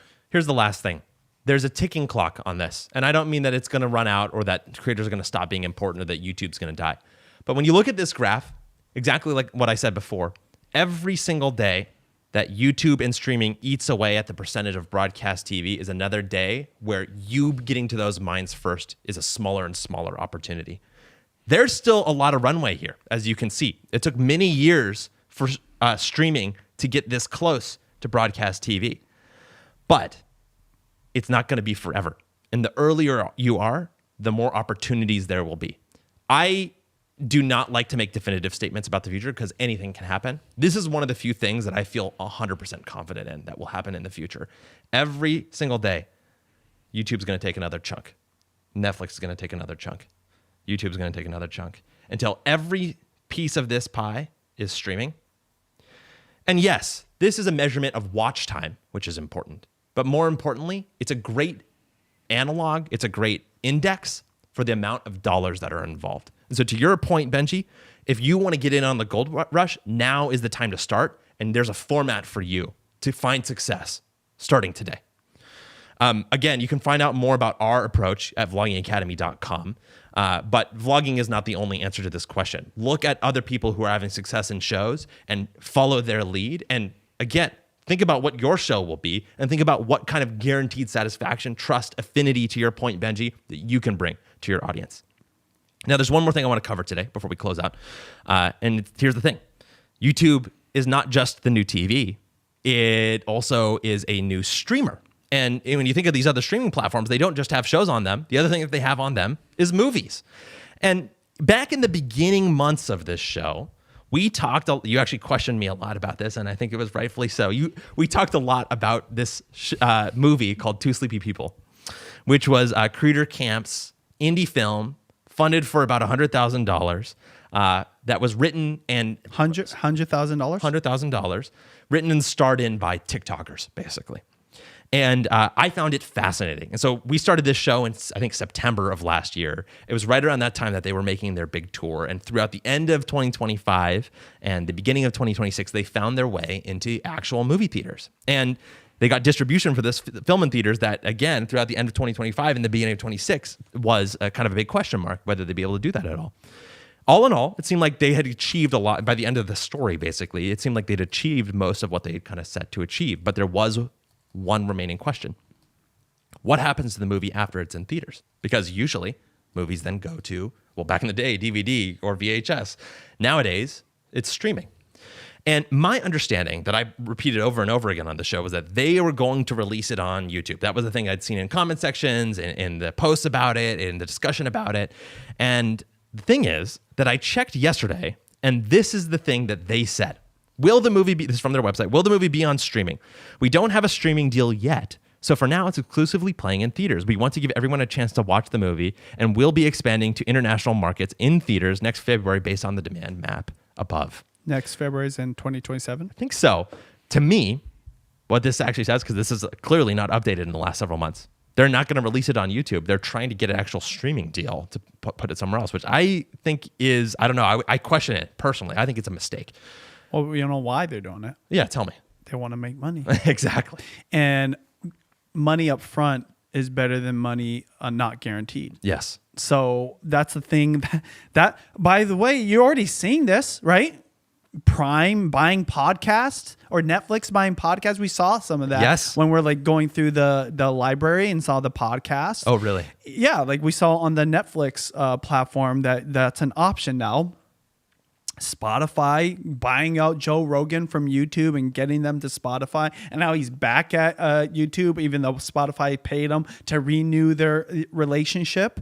So it is happening already. And I already know, because I know some of these creators that are part of some of these opportunities, this upfront money. It's a big paycheck. Yeah. And the thing is, my question is, why do you think it's a mistake for them not to put it onto YouTube? Their audience, it's exactly what you just said, would gain such an affinity for them by posting it to YouTube. And I think it's much more likely to gain a much broader reach than it is if it's on these streaming platforms. I think what's going to happen if it goes to the streaming platforms, I think that it'll get buried underneath all of the other higher production stuff. I think if it's posted to YouTube. Unless it's a good show. If it's a good show, it won't get buried. But it's a movie, right? So it's just one thing. Okay. Yeah. Well, it doesn't matter if it's a show or movie. Oh, okay. It is a good movie, by the way. I watched it. I had a lot of fun watching it. It was good. So then the thing is this. You know that K-pop Demon Hunters, they thought was going to be whatever. I do, yeah. In fact, they didn't even make toys for Christmas because they thought it was just kind of a throwaway film. And it's like so mind-boggling knowing how successful that movie is. When I even hear it, I'm not only in disbelief, I already forgot all of it because it just seems wild that they didn't think that this movie would be a hit. Yeah. Okay. If it's a hit and it's on a platform like that, people will seek out to watch it. Even Very if true. It's not on YouTube. And so it's funny, you and I, right? We want to talk. We were all about human nature and what people want to do. And we're talking about the audience. And that's why YouTube is successful because they have all the content on YouTube for free. Oh, for free. For free. Yeah. But guess who needs to get paid? The creators. Yeah. And the creators do get paid on YouTube with AdSense. Yeah. But it's nowhere near. You just did the whole graph of all this money is going to come from TV to this world. Yeah. The Google AdSense can't even keep up. Yeah, that's with very true. What's happening, okay? And they're still trying to figure it out. But you know what? You know what's better than just like targeted ads, whatever, like for advertisers? Guaranteed ads. Like, Very true. hey, if this is a hit show, whatever. I mean, I was just thinking, the next Demon, they're going to make another K-pop Demon Hunters. Of course. Okay. Well, do you think that there will be brands inside the movie? Ooh, I bet you there'll be at least one. And if not a brand inside a movie, it would be their own products inside the movie, and they'll have them all ready to go. Yeah. Some way, okay? Yeah. Because there's an affinity to this, right? So that's, and then do you think if there is a brand, they're going to pay money? Oh, totally. Upfront or after the movie or like upfront? You can't, this is the thing about creators. In the beginning, it was like, you're selling out now that you're doing brand deals. Well, as a creator now for almost 20 years, you can't blame them for it. They work their butts to get here. Yeah. So if they can do a paycheck and maybe the movie doesn't get as well. You know who's done this twice now? Casey Neistat. He sold his original show to HBO. I think it got one airing and then it never saw the light of day. No one even knows about that show, okay? And guess what? You did it again with Beam. Yeah, yeah. Who bought it? CNN. And no one's seen the Beam ever again. Now, I know what you're saying. His audience, they don't have access to it.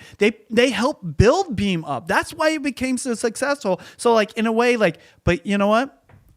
Casey, he got the bag. Yeah. And he's moved on with his life. That's just how it is. Yeah.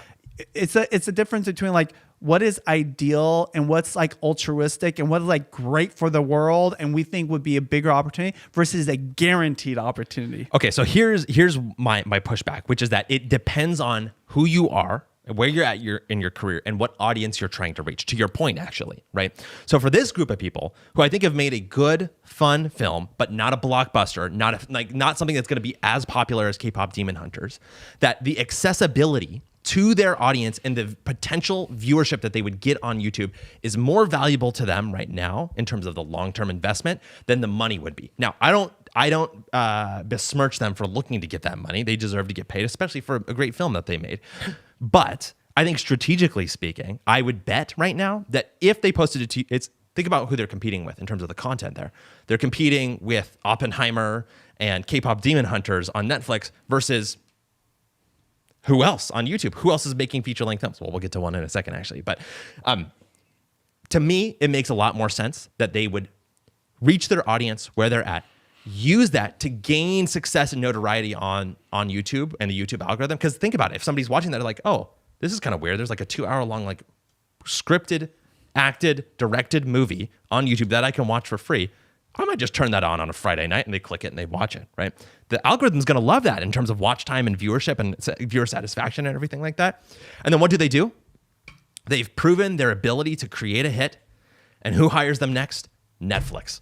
That's my bet. And I think that is why I think it's a kind of a mistake.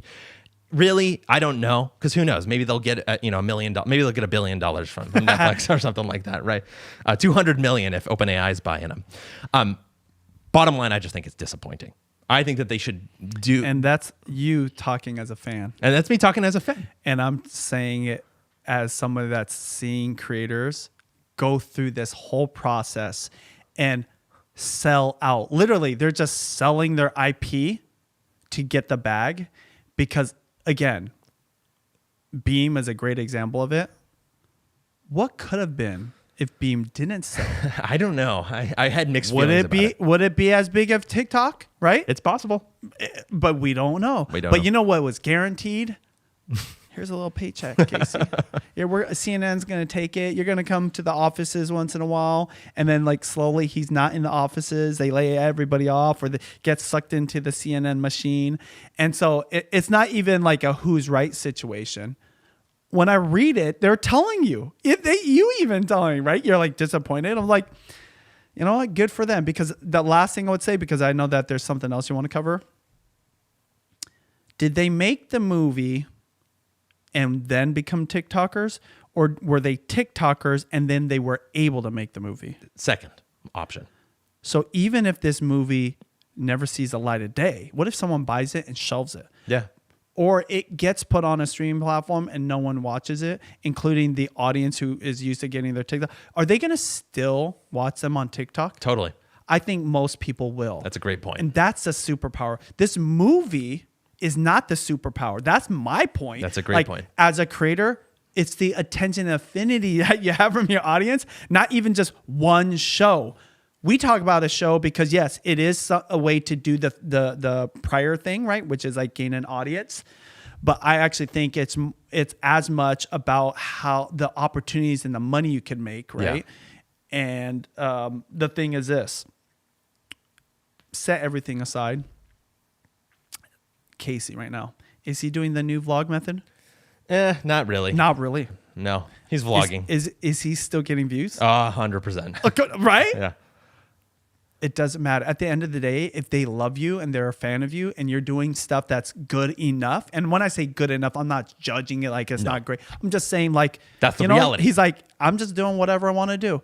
And the more consistent he is, I think, and the better that is, and these creators who made this movie are capable of that, and anybody, because all this philosophizing that we're doing and these hypotheticals and theories, right now, every single day, creators get up and they make a piece of content and they do it again the next day. And that is a secret. But if you can elevate it to that show, that's again, where like now you're creating something that has a bigger opportunity, more reach potentially, and could get you a big payday. Well, and here's the best example of this. Neutrally, you're a big fan of horror films, right? I think so. Okay, there we go. There he is. I bring it up because there is a creator who's making feature films, and they plan to release them on YouTube. And that creator is Markiplier. You familiar? Mm-hmm. Yeah, so you talked about the folks who were creating those YouTube originals. He actually was one of them. He created one of the YouTube original shows back in the day. And he actually cites this as an example of his ability to get chops to make a feature film came from that early funding from YouTube. But for those who don't know, Markiplier released a film called Iron Lung. And Iron Lung is this movie that's based off of a breakout indie horror game by the same name, by David Szymanski, I think is what it is. And there's a deep alignment here with Markiplier and what he's known for on YouTube, because he gained notoriety for playing games and doing playthroughs, especially for things like horror games, like indie horror games like this. And so Iron Lung is produced, written, directed, and starred in by Markiplier. It opened in theaters on January 30th, around the same time that Two Sleepy People was in theaters. And here are the numbers. A $4 million budget, mostly self-funded, and a $50 million worldwide gross in theaters. So that's a 10x plus return on investment for this film. Here's the real kicker. They had basically zero marketing budget. Most movies in theaters, you don't necessarily think about this, but a big portion of their expenses is not paying for the actors, not paying for the fancy cameras or the travel or the giant crew. It's actually paying for the marketing. Marketing is super expensive in Hollywood. And so the question is, how is that possible? How is it possible that Markiplier, this random little YouTuber who's never made a movie before, is able to spend $4 million, make $50 million, and not market it at all? Well, it's because the promotion came from Markiplier himself, which is exactly your point. So, this is Zach Neetim, I think, from Deadline, who says, Iron Lung, the breakout feature from filmmaker and content creator Markiplier, will debut on YouTube on May 31st. The filmmaker announced the film's YouTube premiere date this morning during a panel in Cannes, which is moderated by Deadline. The film will be available for purchase on YouTube, and the release will be a YouTube exclusive. So here you go. Is he the main character?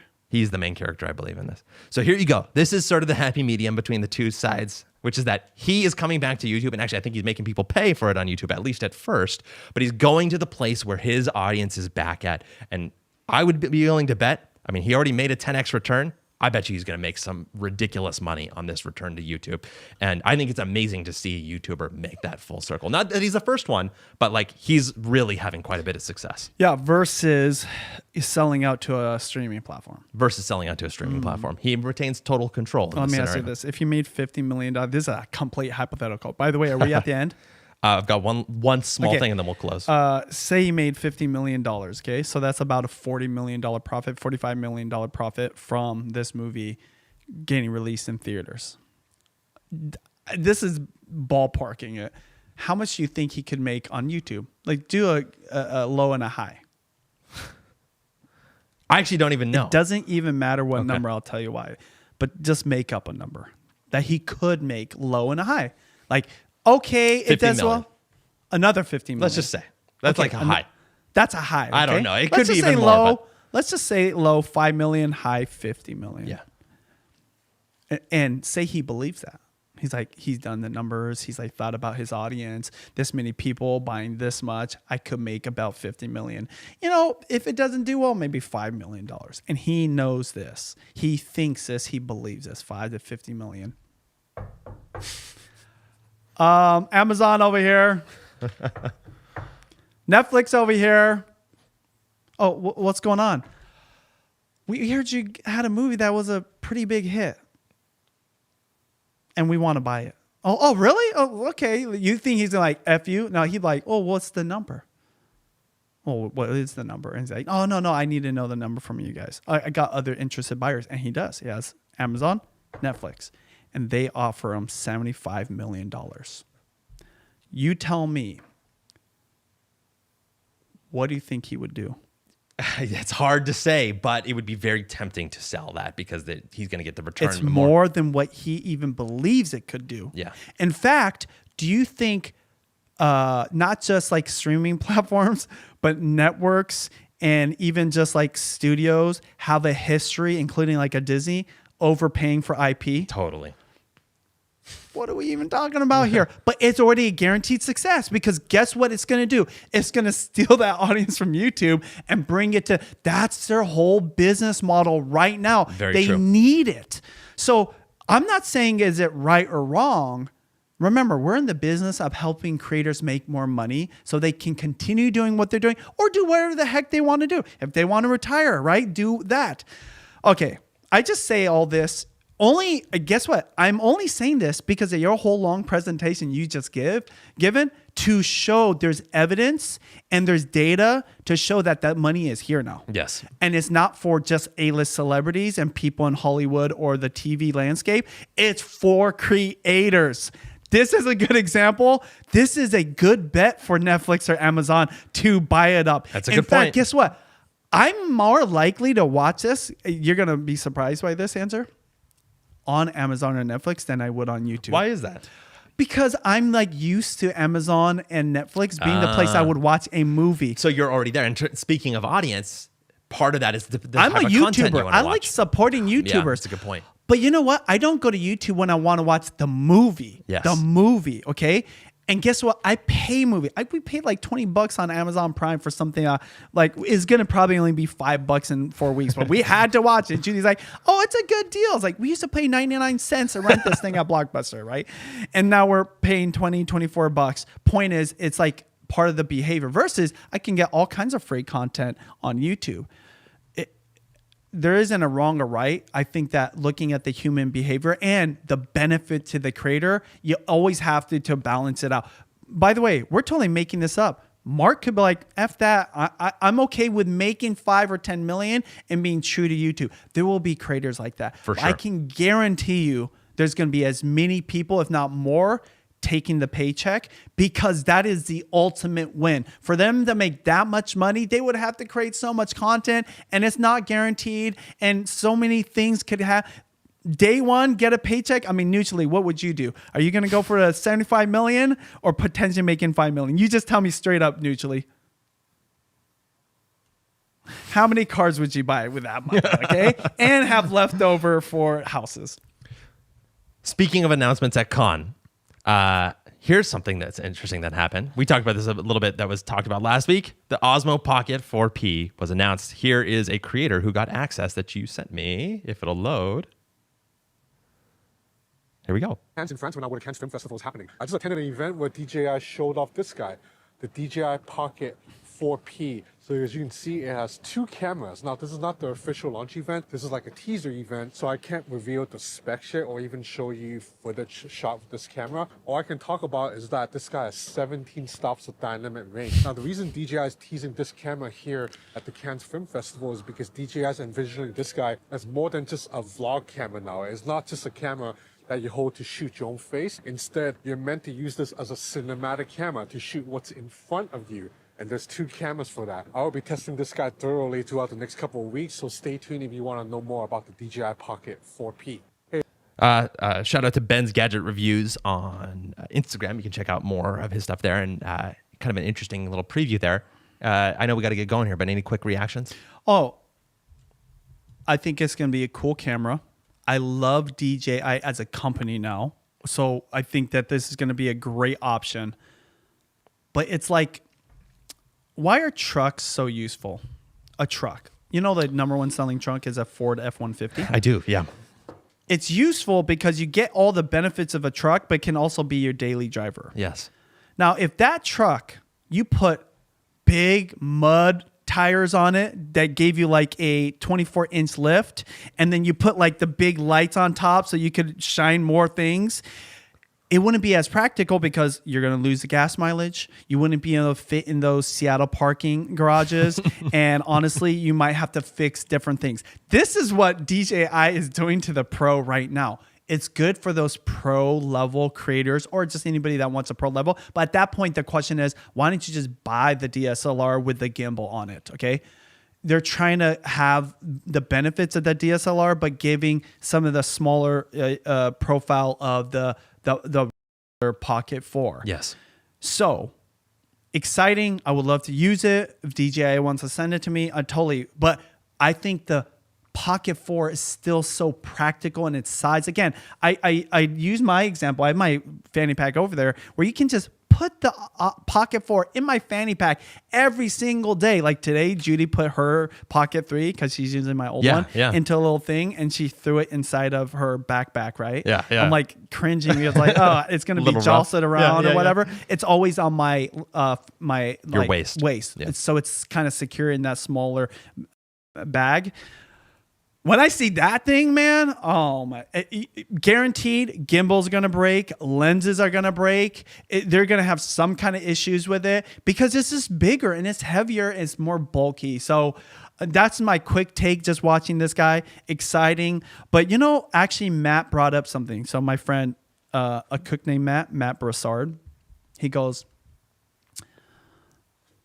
Pocket 4 wars are on. You have other options now. Luna, right? Canon and Sony are bringing it up. Andrew even said it. Yeah. Does it really matter? Either one's like, it's going to be more about reliability. It's almost like Matt is trying to convince me, hey, DJI ain't the cool kid anymore. He's really good about knowing what's going to be next anyways, right? Yeah, so he sent me every video that Luna has. It's not like I don't disagree. I'm just so comfortable. I know I vlogged 300 times with that smaller profile Pocket 3, and the Pocket 4 is almost the exact same. I actually like that. It has some additional functions. I like the onboard memory. So when I see that, I just see potential problems and issues versus mine, no issues. You have an affinity for it. I have an affinity for it. It's a workhorse, and that's what I think. And that's why I bring up the truck. I love my truck. I have a everyday Toyota Tundra. I'm tempted to put the bigger wheels on it. I'm tempted to put all the accessories, but guess what? That'd be more cost. Yeah, I know. It'd be cool. It would look cool, but it wouldn't be as practical. As a creator, what's practical to create content consistently as much as you possibly can without thinking about the technical side is the true secret to success as a creator and, gaining an audience. Over the last several months, we've been finishing off the show by reading from the Steve Jobs Archives Letters to a Young Creator. Today, we're going to read from Rashid Johnson, who is an American artist who produces conceptual post-black art.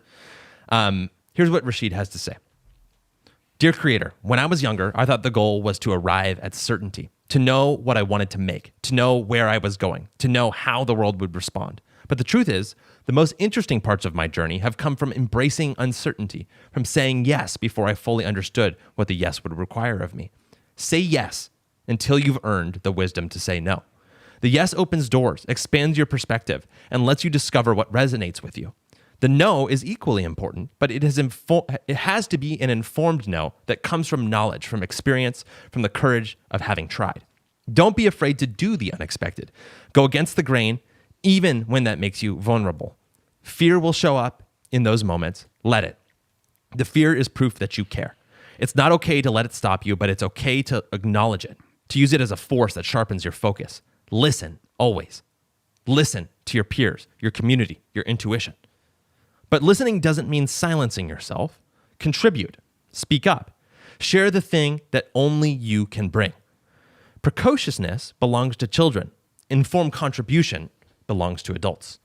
The most honest measure is whether the work feels right to you, whether it carries your truth and your contradictions. Progress for me is not about perfection or universal acceptance. It's about movement, about failing, getting up, and continuing with greater clarity. Hope comes from that movement, from knowing that even when the outcome is uncertain, you are still in dialogue with the world, still contributing to it. That's enough to keep going. With respect, Rashid Johnson.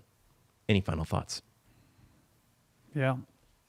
When fear is what's stopping you, go through the fear. As always, thanks to the students of Vlogging Academy, who are some of the folks who make this show possible. You can check out Vlogging Academy at vloggingacademy.com. And thank you so much for listening. We'll see you next week.